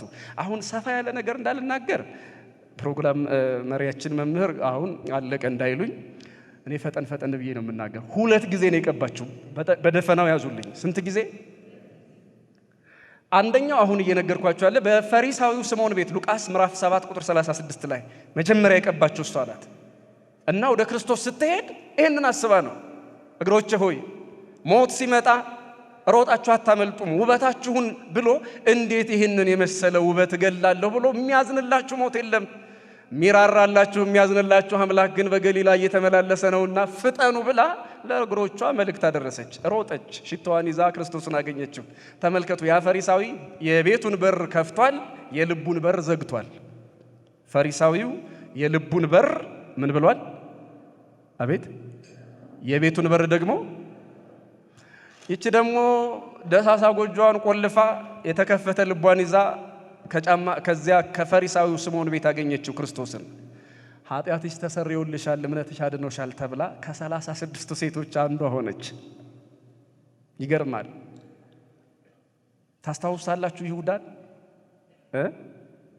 የቃሉን ትምህርት የእጁን ታምራት እየሰማ የኖረ ሰው ነው። እናቱን ሚስት አድርጎ የኖረ ሰው ነው። ታውቃላችሁ ይሄን? እናቱን ሚስት አድርጓል። አባቱን ሰልቦ ገድሏል። ያው ሰፋ ያለ ታሪክ ስላለው ነው ዋና ዋናውን ብቻ የምናገረው። ይህንን ኃጢአቱን ይቅር ብሎ ደቀ መዝሙሩ አደረገው። ግን እየተማረም ቢሆን ይቅር የማይባል ኃጢአት እየሰራ ነው። ስንት ትሰጡኛላችሁ ክርስቶስን ባስይዛችሁ እያለ ከአይሁድ ጋር ሲወራረድ ያድራል። ይቺ ሴት ወንጌል አልተማረችም። የእጁን ታምራት የቃሉን ትምህርት አልሰማችም። መስታወት ፊት ቆማ ይሄ ውበት እንደሚጠፋ ብቻ ገባትና ወደ ክርስቶስ ሄደች። ወንጌል ያለወጠው ይሁዳ መስታወት ለወጣት ደግሞ ይችን ሴት። በጣም እኮ የሚገርም ነው። የክርስቶስ የእጁ ታምር የቃሉ ትምህርት ያለወጠውን ይሁዳ እቺ ደግሞ የራሷ ውበት ራሷን ሰበካትና ወደ ክርስቶስ መጣች። አሁን በዚህ በመጀመሪያው ሽቶዋ የክርስቶስ ሴት ተማሪ ሆነች። ከ36ቱ ሴቶች አንዷ ሆነችና ቀጠለች። እንደገና ክርስቶስ ሊሰቀል 2 ቀን ሲቀረው የማቴዎስ ወንጌል ምዕራፍ 26 ላይ ተመልከቱ፣ ቁጥር 1 ጀምሮ ሊሰቀል 2 ቀን ሲቀረው ረቡዕ ሁለተኛ ጊዜ ቀባችው። የአልዓዛር እህት መቼ ነው የቀባችው ያላችሁ እንደሆነ ምናልባት ባጭሩ ልንገራችሁ። የዮሐንስ ወንጌል ምዕራፍ 12 ላይ ሊሰቀል 6 ቀን ሲቀረው ነው። ሊሰቀል ስንት ቀን ሲቀረው ገብቷችኋል ይመስለኛል። የአልዓዛር እህት የቀባችው ሊሰቀል ስንት ቀን ሲቀረው? 6 ቀን ሲቀረ ነው። ይቺ ደግሞ ለሁለተኛ ጊዜ የቀባችው ሊሰቀል ስንት ቀን ሲቀረው አልኳችሁ? 2 ቀን ሲቀረው ነው። ስለዚህ በአጠቃላይ ክርስቶስ መድኃኒታችን ኢየሱስ ክርስቶስ ስንት ጊዜ ተቀብቷል ማለት ነው? ሽቱ አቤት! ከስንት ሴቶች? ከ2 ሴቶች። አንዷ ስንት ጊዜ ቀባችው? 2 ጊዜ። አንዷ ስንት ጊዜ ቀባችው? 1 ጊዜ ቀባችው። የአልዓዛር እህት ናት። 2 ጊዜ የቀባችው ይቺ ኃጢአተኛዋ ማርያም ናት። የአልዓዛር እህት ኃጢአተኛ አልነበረችም፣ በምንም ታምር እንደዛ አልነበረችም። እና የሷን ቀን እናስባለን። ለምንድን ነው የሷን ቀን የምናስበው? ረቡዕ ምንም ኃጢአት ብንሰራ ንስሐ ከገባን የሚጸየፈን አምላክ የለም። ይህንን ይቅርባይነቱን ይህንን መሐሪነቱን ለማሰብ ነው። አምላካችን ክርስቶስ ምንም ኃጢአት ብንሰራ የቱንም ኃጢአት ብንሰራ ኃጢአታችንን ትተን ወደ እሱ ከመጣን ኃጢአት መዝግቦ አንተ ልማደኛ እያለ የሚያሸማቅቅ የሚያሳፍር አምላክ የለም። አንጽቶ ቀድሶ ደቀ መዝሙሩ የሚያደርግ ወራሹ የሚያደርግ አምላክ ነው። የክርስቶስ ፍቅር ንስሐ የሚገቡ ሰዎችን እውነተኛ ልብና መንገድ ለማመልከት ይህች ሴት በዕለተ ረቡዕ ትሰበካለች። በሌላ መልኩ አይሁድ ክርስቶስ ይሰቀል ይሙት በቃ ብለው የፈረዱበት ፍርድ ነው። የወሰኑበት የውሳኔ ጊዜ ነው ዕለተ ረቡዕ። ሐሙስ በጣም በርካታ ነገሮች አሉበት ነው። እኔ ጥቂቱን ብቻ ልናገር። አላችሁ ግን አላችሁ? እግዚአብሔር ከሁላችን ጋር ይሁን። ያው ታውቃላችሁ አላችሁ የምለው ብዙ ጊዜ እኔ ያው አንዳንድ ሰው ሃርድዌሩ ይቀመጥና ሶፍትዌሩ የትም ቦታ ነው የሚቃዥው። ለዛ ነው አላችሁ አይደለ? ሐሙስ በጣም በርካታ ነገሮች ተፈጽመዋል። ባጭሩ ጌታችን ኢየሱስ ክርስቶስ ትህትናን ስጋ ለብሶ አሳይቶናል። የማንን እግር አጥቦ? አቤት! የሐዋርያትን እግር ቢያጥብማ ምን ይደንቃል? የይሁዳን አጠበው እንጂ ካቴና የሚገባውን እግር እሱ አጠበው፣ እሱ ሳመው። ይሄ በጣም ትህትና ብቻ አይደለም፣ ልዩ ፍቅር ነው። የሚጠላንና የሚከሰን ለሞት የሚፈልገንን ሰው ሊገድለንና ሊያስገድለን እያወቅን እግሩን እንነክሰዋለን እንጂ እናጥበዋለን ወይ? ወይዛው እንደ ሁኔታው ሰብረን እንጥለዋለን እንጂ እናጥበዋለን? ክርስቶስ ግን አደረገው። የፍቅር አምላክ ክብር ምስጋና ለዚህ ፍቅሩ ይሁንልን። ምን ብንበድል እስከ መጨረሻው የሚታገስ አምላክ የንስሐ ጊዜ የሚሰጥ አምላክ መሆኑን አሳየን። ትህትና፣ ፍቅር የበደሉንን መውደድ ነው። የሚበድሉንን ሳይቀር በበጎ ነገር ህሊናቸውን መያዝ ነው። እነሱ ከሚሰሩት በተቃራኒ በማድረግ ጥላቻ ሲያሳዩ ፍቅር በመግለጥ ክርስቶስ ይህንን አሳየ። የሐዋርያቱን እግር አጠበ። እንደገና ሲመሽ ደግሞ የሐዲስ ኪዳንን ቁርባን መሰረተ እና ቤተ ክርስቲያኒቱ በዚያ ቀን ጉልባን አለ። ያው ረቡዕ ዓርብ ነው በእርግጥ ክርስቶስ የተገረፈው። ነገር ግን ዓርብ የአክፍሎት ጾም የሚጀምሩ ሰዎች ስላሉ ጉልባን መቼ ነው የሚደረገው? ምን አይነት እንደሆነ እስኪ ንገሩኝና ወደ ዓርብ የመጨረሻ ትምህርት ልሂድ። ምንድነው ጉልባን? ከምንድነው የሚሰራው ጉልባን? አቤት ከስንዴ ምን አላችሁ? የተከካ ባቄላ ነው። ስንዴስ የተፈተገ አይደለ? ሁለቱ ነገር አይገርምም? ክርስቲያኖች እኔ ይህችን ቤተ ክርስቲያን በተለይ ኦርቶዶክስ ቤተ ክርስቲያን ክርስቶስን አትሰብክም ሲሉ እንኳን መጽሐፍ ቅዱሱ ንፍሮዋን የክርስቶስ ምሳሌ የምታደርግ ቤተ ክርስቲያን እኮ ነው ያለች። ጥሬዋ የክርስቶስ ምሳሌ ሆነ ምን በላው ንፍሮ።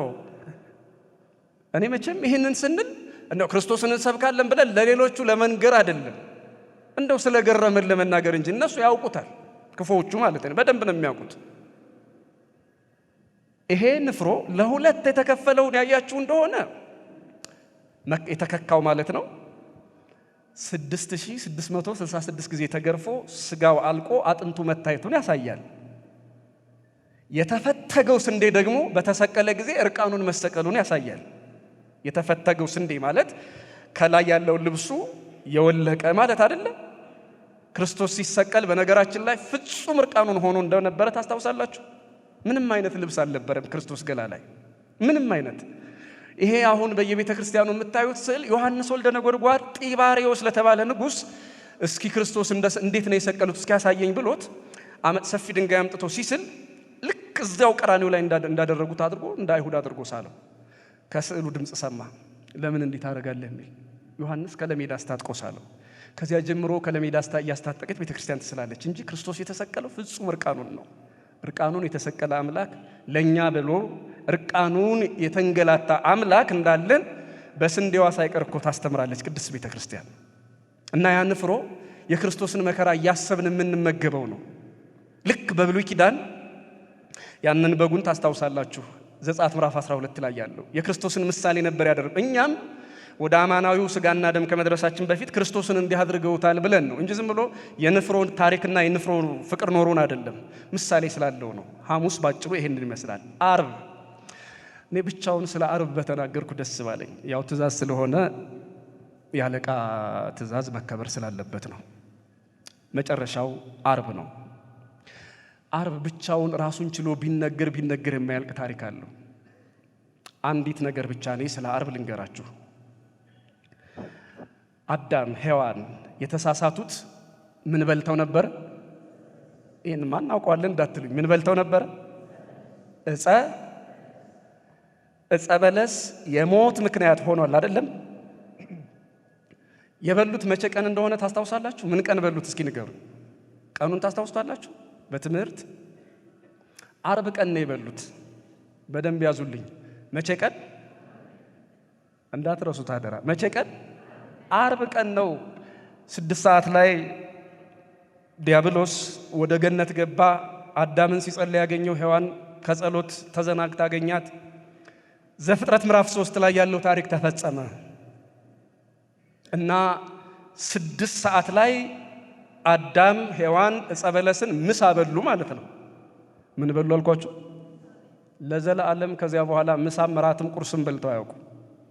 ለምን? አሁን አዳምና ሔዋን የት ናቸው ታውቃላችሁ አይደል? የት እንዳሉ? ሲኦል ወይስ ገነት? ያችን የተረገመች በለስ ደግሞ ያዩዋታል እኮ አይገርምም? ግን አይበሏት። ለምን? እስኪ ለምን እንደማይበሉ ታስታውሳላችሁ?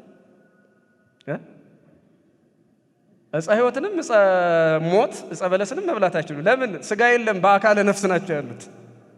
ስጋ ወደ ገነት ተመልሶ አይገባም። ሞተን ስንነሳ እንኳን የምንገባው ወደ ገነት አይደለም። ወዴት እንደሆነ ታውቃላችሁ? ወዴት ነው የምንሄደው? ወደ መንግሥተ ሰማያት። ስለዚህ አሁን በአካለ ነፍስ ናቸው ያሉት አዳም ሔዋን እና ዕፀ በለስን አይበሉም፣ ዕፀ ሕይወትንም አይበሉም። ምን ማለት ነው? የመጨረሻውን ምሳ የመጨረሻውን ምግብ ገነት ላይ በሉ። 6 ሰዓት ዓርብ። የተፈጠሩስ መቼ ነበር ታስታውሳላችሁ? እንዴንማ ታውቃላችሁ። ሰው የተፈጠረው መቼ ነው? ዓርብ። አያችሁ፣ ዓርብ ተፈጠሩ። 7 ዓመት ከ3 ወራት ከምናምን ቀን በገነት ሰነበቱ። በዚያ የመጨረሻው ቀናቸው ላይ ዓርብ 6 ሰዓት ላይ ዕፀ በለስን በሉ። አሁን ሰዓት አይኖረኝም ያልኳችሁ ቅድም የነካካኋቸው እጆቿ፣ እግሮቿ፣ ምላሷ፣ አይኖቿ፣ ጆሮዎቿ ይሄ ሁሉ ካሳ ተከፍሏል። የሚገርማችሁ በዕለተ ዓርብ። እሱን ግን አሁን ጊዜ የለኝም። ነግራችሁ የፈለግኩት ነጥብ አንድ ነው። ዕፀ በለስን በሉ።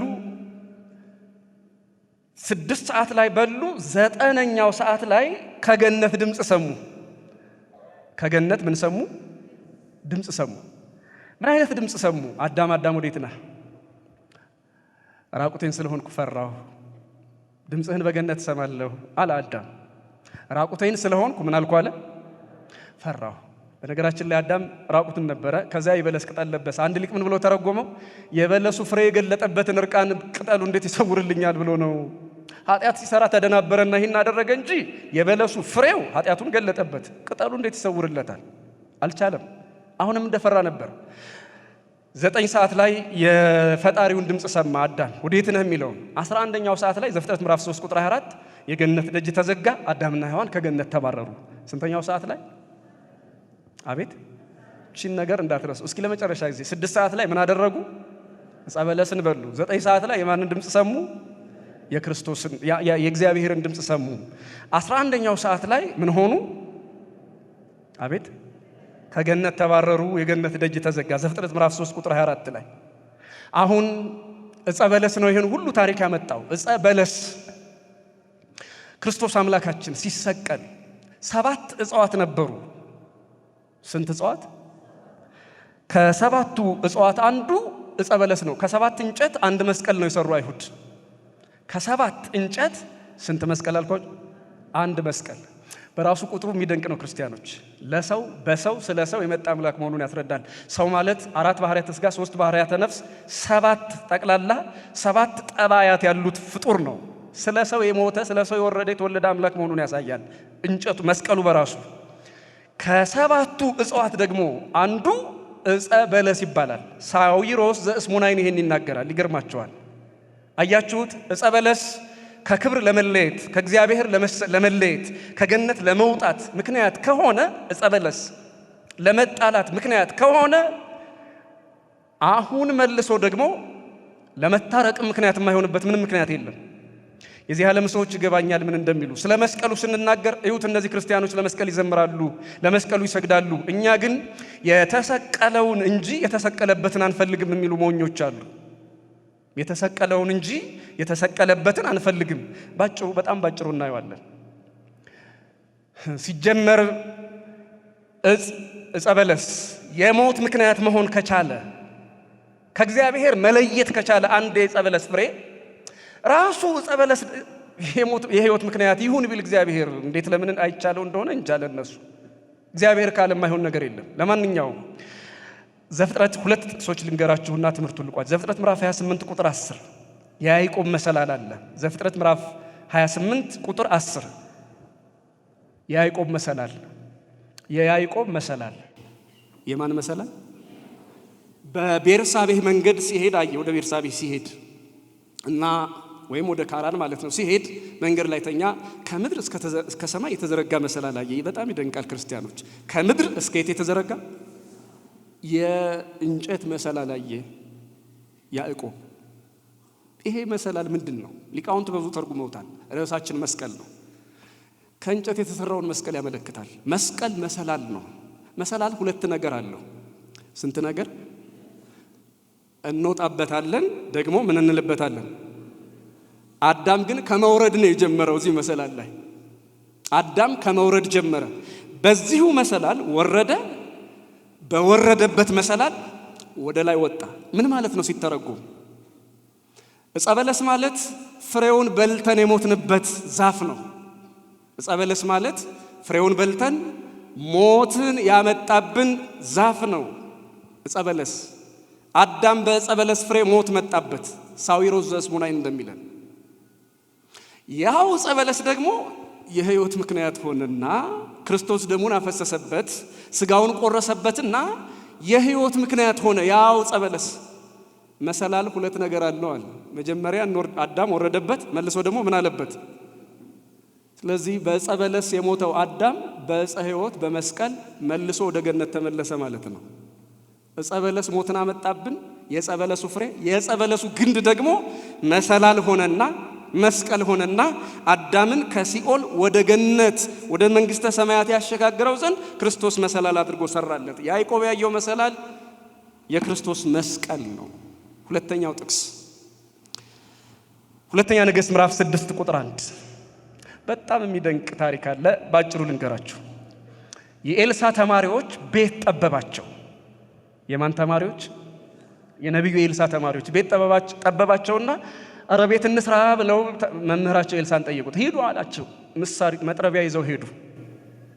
አንዱ ዛፍ ሲቆርጥ ያ መጥረቢያ ከእጅ ወደቀና ዮርዳኖስ ባህር ውስጥ ገባበት።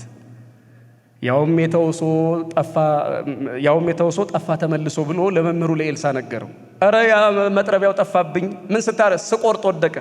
በደንብ ያዙልኝ። ዛፍ ሲቆርጥ ወደቀ። ምን ሲቆርጥ? ዛፍ ሲቆርጥ ወደቀና ሰጠመ። ባህር ውስጥ ውሃ ውስጥ ገባ። ለኤልሳ ነገረው ተማሪው። ዛፍ አመጣና፣ የሚገርም እኮ ነው። ዛፍ አመጣና ባህር ውስጥ ወረወረው። ዛፉን እርጥብ እንጨት ወረወረ። የሰጠመውን ብረት ወይም መጥረቢያ ያ የማይሰጥመው ቀላሉ ጭራሮ አዳምን ምንድነው መጥረቢያውን ከባህር ውስጥ አወጣው። ያ መጥረቢያ ዛፍ ሲቆርጥ ከባለ ከእጀታው ወልቆ እንደወደቀ ባህር ውስጥ እንደገባ ሁሉ አዳም ሔዋን ዕፀ በለስ ሲቆርጡ ወደቁ። ከየት ወደቁ? ከክብር ወደቁ፣ ከጸጋ ወደቁ፣ ከገነት ወደቁ። ለነሱ መድኃኒት አድርጎ ክርስቶስ ወደዚህ ምድር መጣ፣ መድኃኒት ሆኖ እና መስቀልን አያችሁት? ያ አሁን መስቀል መድኃኒት ነው ስንል ብዙ የሚከፋቸው ሰዎች በጣም ይገርማል። እንግዲህ መከፋት ከተጀመረማ በኤልሳ ነው መከፋት ያለብን። በኤልሳ ታሪክ እንዴት የሚሰጥመውን መጥረቢያ የማይሰጥመው እንጨት እንዴት ሊያወጣው ቻለ? እንጨት በስብሶ መሰበር ሲገባው እንዴት ባህር ውስጥ የሰጠመን ብረት እንዴት ያወጣል? አይን የለው፣ እጅ የለው፣ ጆሮ የለው። ሲጀመረስ ይሄ እንትኑ ምንድነው? መጥረቢያው የወደቀበትን ቦታ እንዴት ያየዋል? እንጨት አይን አለው እንዴ? እንጨት ጆሮ አለው እንዴ? እንጨት አይን የሌለው እንጨት ባህር ውስጥ የወደቀውን መጥረቢያ ካንሳፈፈውና ካወጣው ክርስቶስ ደሙን ያፈሰሰበት ዕፀ በለስ፣ ክርስቶስ ስጋውን የቆረሰበት ዕፀ በለስ አዳምን ወደ ቀደመ ቦታ ወደ ቀደመ ክብሩ ይመልሰው ዘንድ እግዚአብሔር ፈቃዱ ሆኗል። ስለዚህ ዕለተ ዓርብ ማለት 3 ሰዓት ምንድነው 6 ሰዓት ላይ አዳምና ሔዋን 6 ሰዓት ዕፀ በለስን እንደበሉ ክርስቶስ ደግሞ የሕይወት ዛፍ ሆኖ 6 ሰዓት ላይ ተሰቀለ። አዳም ሔዋን 9 ሰዓት ሲሆን የእግዚአብሔርን ድምፅ እንደሰሙ ክርስቶስ 9 ሰዓት ሲሆን አምላኬ አምላኬ የሚል ድምፅ አሰማ፣ ወይም ደግሞ 7 የመስቀሉን ነገሮች ተናገረ። 11ኛው ሰዓት ላይ አዳም ሔዋን ከገነት እንደተባረሩ ክርስቶስ አምላካችን 11ኛው ሰዓት ላይ ወደ መቃብር በስጋ ወርዶ ነፍሱ ወደ ሲኦል ወርዳ፣ ተመልከቱ፣ አዳም በተባረረበት ሰዓት ወደ ገነት ተመለሰ። አዳም ስንት ሰዓት ነበር ከገነት ወጣ ያልኳችሁ? አቤት ክርስቶስ አምላካችን ነፍሱ ወደ ሲኦል ሄዳ ነፍሳትን ያወጣቸው ስንት ሰዓት ነው? አቤት በሞቱበት ሰዓት ድነዋል። በሞቱበት ዕፀ በለስ ቤዛነት አግኝተዋል። አሁን እኛ መስቀልን ስንል የያዕቆብ መሰላል፣ መስቀል ስንል የኤልሳ እንጨት ነው የምንለው ለዚህ ነው። በቃ እግዚአብሔር ታምር አደረገበት። ይሄ መስቀል ደግሞ ክቡር የሆነው ከክርስቶስ ደምና ስጋ የተነሳ ነው። ይችን የመጨረሻ ነጥብ ልንገራችሁ። ጥቅስ አይደለም፣ ታሪክ አይደለም። ምንድነው ልነግራችሁ የፈለኩት? ታስታውሳላችሁ የዮሐንስ ወንጌል ምዕራፍ 9 ላይ አይን የሌለው ሰው ተወለደ። ሰዎች ብዙ ይደነቁ ነበረ። ክርስቶስን አገኘው። ክርስቶስ አምላካችን ወደ መሬት ምራቁን እንትፋለ፣ ጭቃ ለወሰና አይኑን ቀባው። ወደ ሰሊሆም ሂዳ ነው እያየ ተመለሰ። ዮሐንስ ወንጌል ምዕራፍ 9 ቁጥር 1 ጀምሮ ጭቃ የክርስቶስ ምራቅ ሲነካው አይን ፈጠረ። ጭቃ የክርስቶስ ምራቅ ሲነካው ምን ፈጠረ? አቤት ይሄ ጭቃ አሁን ብርሃን ነው አይደለም? የብርሃን ምንጭ ሆነ አልሆነም? አቤት! አሁን እኛ ይላችሁ አሁን ከዚህ ለመስቀሉ ስንዘምር መስቀል ብርሃን እያልን ስንዘምር መስቀል ብርሃን አይደለም ክርስቶስ ነው ብርሃን ይላሉ። እንኳንስ ክርስቶስ ስጋውን የቆረሰበት ደሙን ያፈሰሰበት መስቀል ይቅርና ምራቁ የነካው ጭቃ እንኳን ብርሃን መሆን ችሏል፣ አይን መፍጠር ችሏል። ምራቁ የነካው ጭቃ እንኳን ብርሃን ብለን እንዘምርለታለን። ቅዱስ ያሬድ እንደተናገረው ጽቡር የአውር ሕያው አይነ ጭቃ ጤነኛ አይን ሲያጠፋ ነው የምናውቀው፣ እንኳን አይን ሊፈጥር። ክርስቶስ ግን አደረገ። አይን በሚያጠፋ ጭቃ አይን ሰራ። ምራቁ ሲነካው ምኑ ሲነካው? አቤት! ምራቁ የነካው ጭቃ አይን መፍጠር ከቻለ ደሙ የነካውን መስቀል ክርስቶስ ስጋውን የቆረሰበትን መስቀል ደግሞ አስቡት። እኛ ደረቅ እንጨት አይደለም የሚታየን፣ መስቀልን ስናስብ የፈሰሰው ደም የተቆረሰው ስጋ ነው። አይ ተሰቀለውን እንጂ የተሰቀለበትን አንፈልግም የሚሉ ሰዎች እስኪ በአንድ ምሳሌ እንቋጫቸው። ምግብ አዝዘው ቤታቸው ወይ ሬስቶራንት ውስጥ ምግቡ የሚመጣ በሳህን ወይ በትሪ ነው አይደለም? አይደለም? በትሪ ሲመጣ ምግቡ እኔ ምግብ ነው ያዘዝኩት ለምንድን ነው ሳህን የምታመጪው ትሪ ለምን አመጣሽ ብሎ የሚበሳጭ ሰው አለ? አቤት! ውሃ ሊጠጣ ፈለገ፣ በብርጭቆ መጣለት ወይ በላስቲክ። ውሃ ነው የፈለኩት፣ ብርጭቆ ምን ያደርግልኛል? የምፈልገው ውሃውን እንጂ ብርጭቆውን አይደለም የሚል ሰው አለ? ይገባናል እኮ መሶቡ አይበላም፣ መሶቡ ላይ ያለው ነው የሚበላው። ግን ጤነኛ ሰው እንጀራ ፈልጌ እንጀራውን እንጂ መሶቡን አልፈልግም አይልም። ጤነኛ ሰው ውሃ ፈልጎ ውሃ በብርጭቆ ቢመጣለት ውሃውን እንጂ ብርጭቆውን አልፈልግም አይልም። ጤነኛ ሰው ውሃው አየር ላይ አይመጣም፣ ምግቡ በአየር ላይ አይመጣም። ክርስቶስ ስጋውን ሲቆርስ ደሙን ሲያፈስ የሕይወት እንጀራ ያቀረበበት መሶቡ ቅዱስ መስቀሉ ነው። የሕይወት ጽዋ፣ የሕይወት ደም፣ የሕይወት መጠጥ ያቀረበበት ጽዋው መስቀሉ ነው። ስለዚህ የክርስቶስን ደም ስንፈልግ የምንጠጣው በመስቀሉ ጽዋነት ነው። የክርስቶስን የሕይወት እንጀራ ስንፈልግ የምንበላው በመስቀሉ መሶብነት ነው። አሁን መስቀል ማለት የክርስቶስ እንጀራ የቀረበበት መሶባችን ነው። የክርስቶስ ደም የተቀዳበት ጽዋችን ነው። ክርስቶስ በስጋውና በደሙ ጎብኝቶናል። ክርስቶስ በይቅርታው በቸርነቱ ጎብኝቶናል። ክርስቶስ በመከራው ጎብኝቶናል። የመጎብኘታችንን ዘመን እንዳናጣ አምላካችን እግዚአብሔር ፍቅሩን በልቡናችን ይሳልብን። ስብሐት ለእግዚአብሔር። ቃለ ሕይወት ያሰማልን። መምህራችን የምንወደው የምናከብረው ወንድማችን ረጅም ሰዓት ብናደምጠው የማንሰለቸው ነው። ለወንድማችን ለመምህራችን እግዚአብሔር አምላክ ቃለ ሕይወት ያሰማልን። ቃለ ሕይወት ያሰማልን በሉ። ቃለ ሕይወት ያሰማልን። እንግዲህ የማይጠገብ የእግዚአብሔርን ቃል በአማረ መልኩ አቅርቦልናል። አስበ መምህራንን ያድልልን። ዓለምን የያዙት መዳፎቹ በመስቀል ተቸነከሩ እግሮቹ የናዝሬቱ ኢየሱስ ከአንገቱ ዘንበል ብሎ ቀና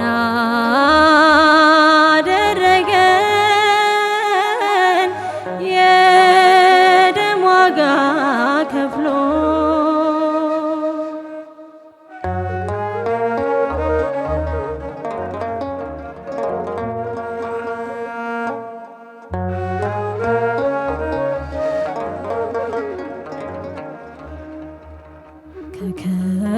ከከበረው ትእዛዝ ሕጉን ስለጣሰ አዳም በነፍሱ ላይ መርገም ጠነሰሰ። የበደሉ ዋጋ ሞቱ በእኛ ነግሶ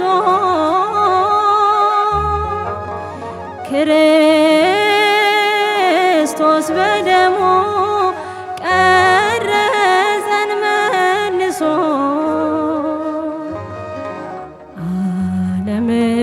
ዓለምን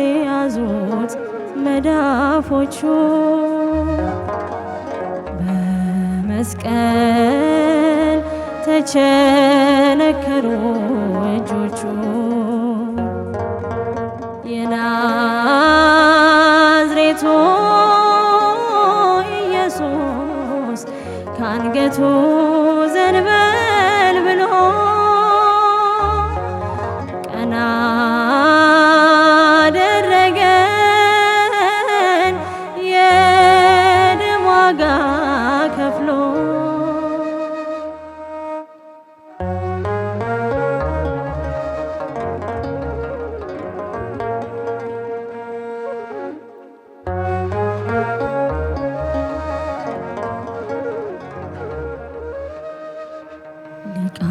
ሊቃነ ካህናቱ ቆመው ከመቅደሱ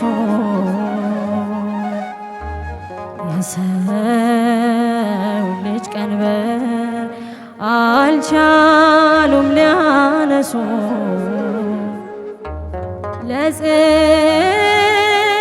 ለጽድቅ ሕልውና መካከለኛ ነው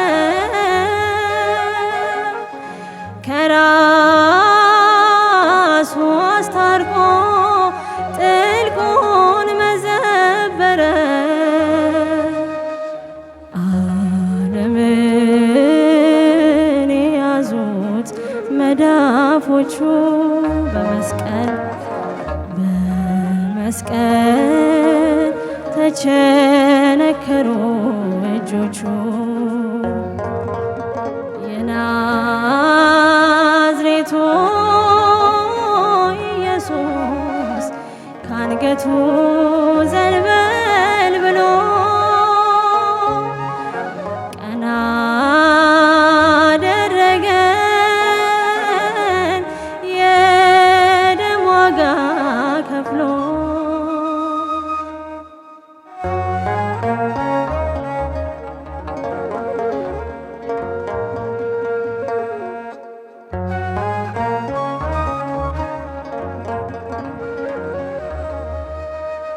እንደ መልከ ጼዴቅ ሹመት ለዘላለም ለሚሻል ኪዳን ዋስ የሌለበት ድካም ንጹሕ መሥዋዕትን አንድ ጊዜ አቅርቦ ወደ እቅፉ ጠራን በማዳኑ ስቦ ዓለምን የያዙት መዳፎቹ በመስቀል ተቸነከሩ እጆቹ የናዝሬቱ ኢየሱስ ካንገቱ ዘንበል ብሎ ቀና አደረገን የደም ዋጋ ከፍሎ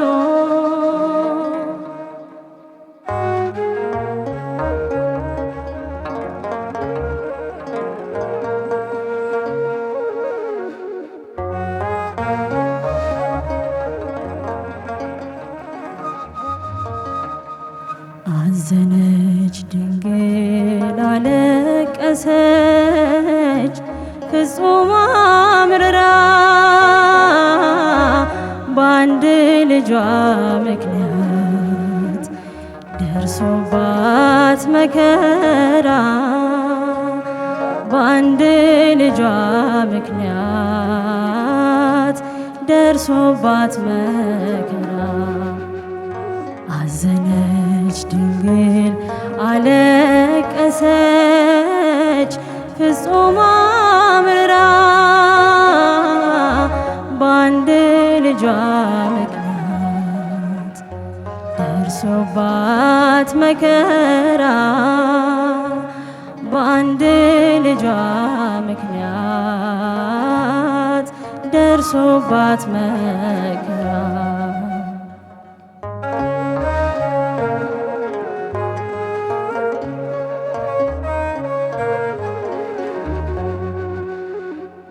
በመምጻቱ ወር በ40ኛው ቀን ስምዖን አረጋዊ ታቀፈና ጌታ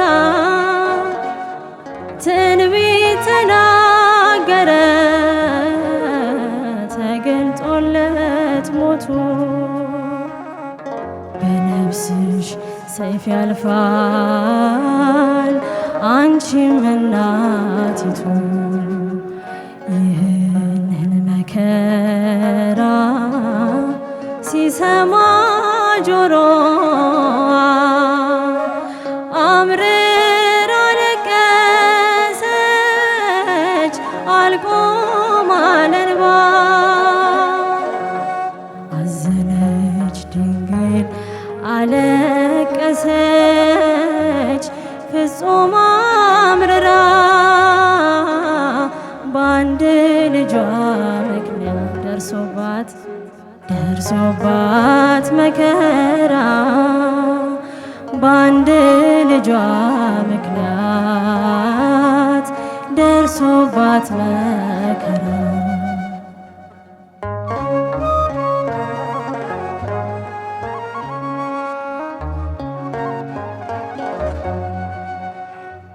በ12 ዓመቱ ለማክበር በዓል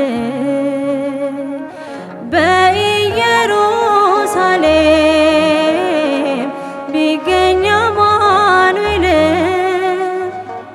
ሲጠይቅ ሲሰማ በቤተ መቅደሱ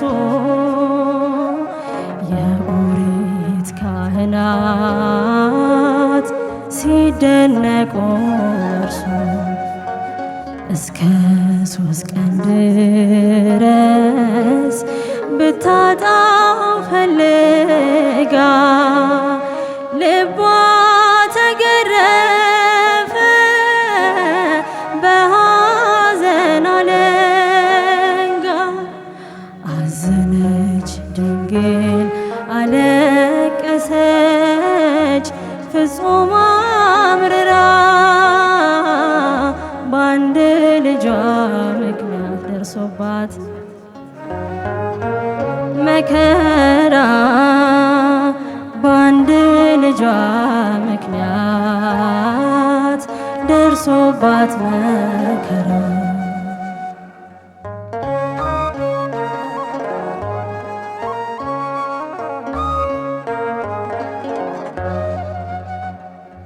ጠዋት በማለዳ በጲላጦስ ደጅ ሲጸናበት አይታ የጨካኞች እጅ እርቃኑን አድርገው ያላንዳች ጥፋት ከግንድ ጋር አስረው ጀርባውን ሲገርፉት እንዴት ሳታለቅስ እንዴት አታነባ ሲገርፉት ሲያዳፉት ልጇን እንደሌባ አዘነች ድንግል አለቀሰች ፍጹም አምርራ በአንድ ልጇ ምክንያት ደርሶባት መከራ በአንድ ልጇ ምክንያት ደርሶባት መከራ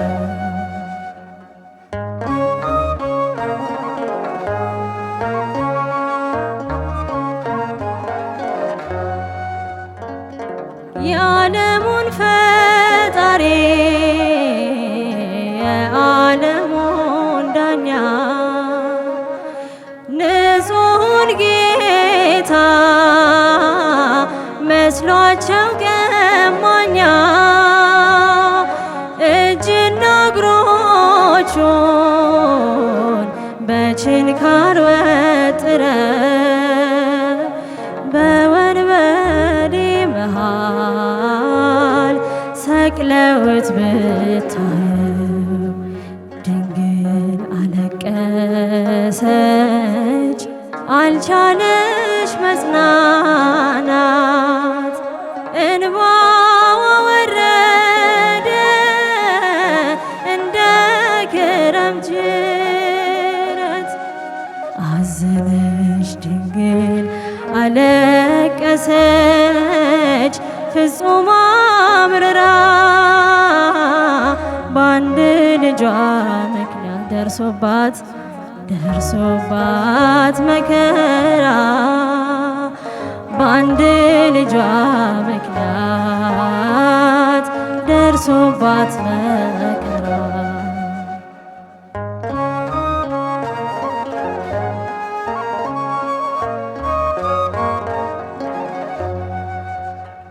ዮሴፍ ኒቆዲሞስ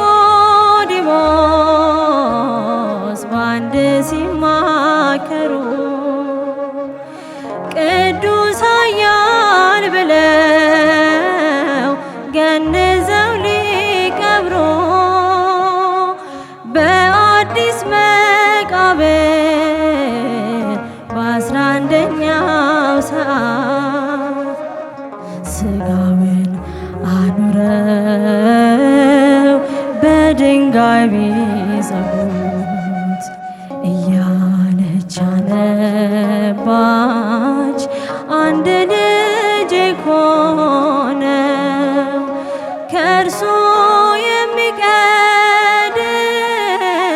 ተከታይ የሌለው። አዘነች ድንግል አለቀሰች ፍጹም አምርራ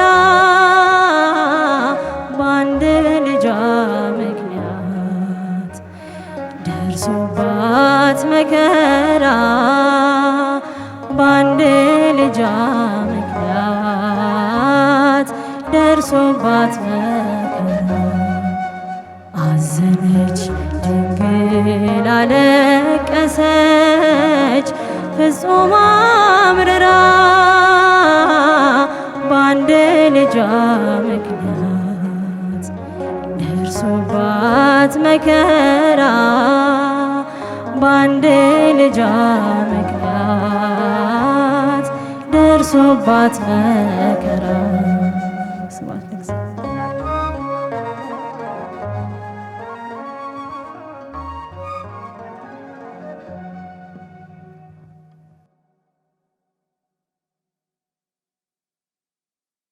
ነገር ግን በኢየሱስ መስቀል አጠገብ የእናቱም እህት የቀሎጵያ ሚስት ማርያም መግደላዊት ማርያምም ቆመው ነበር። ኢየሱስም እናቱን ይወደው የነበረውን ደቀ መዝሙር በአጠገቡ ቆሞ ባየ ጊዜ እናቱን አንቺ ሴት እነሆ ልጅሽ አላት። ከዚህ በኋላ ደቀ መዝሙሩን እነኋት እናትህ አለው። ከዚህ ሰዓት ጀምሮ ደቀ መዝሙሩ ወደ ቤቱ ወሰዳት። እመቤታችን ቅድስት ድንግል ማርያም በልጇ በጌታዋ በመድኃኒታችን በኢየሱስ ክርስቶስ ስቅለት ዕለት የልጇን መከራ አይታ አዝና አልቅሳ ተክዛ ነበር። መላእክት አጽናንተዋት ነበር። አባቷ ዳዊት አጽናንተዋት ነበር። ከልጇ መከራ ብዛት ግን ራሔል ስለ ልጆቿ መጽናናትን እንዳልወደደች እርሷም መጽናናትን አልወደደችም ነበር። በኋላ ጌታ በትንሣኤው ብርሃንን እስኪገልጥ ከሐዋርያቱ ጋር ነበረች በመከራና በሐዘን። እህታችን ዘማሪት በጸሎት ይህንን የዘመረችልን። ለዘማሪት በጸሎት እግዚአብሔር አምላክ ዝማሬ መላእክት ያሰማልን፣ ዝማሬ መላእክት ያሰማልን። አዘነች ድንግል አለቀሰች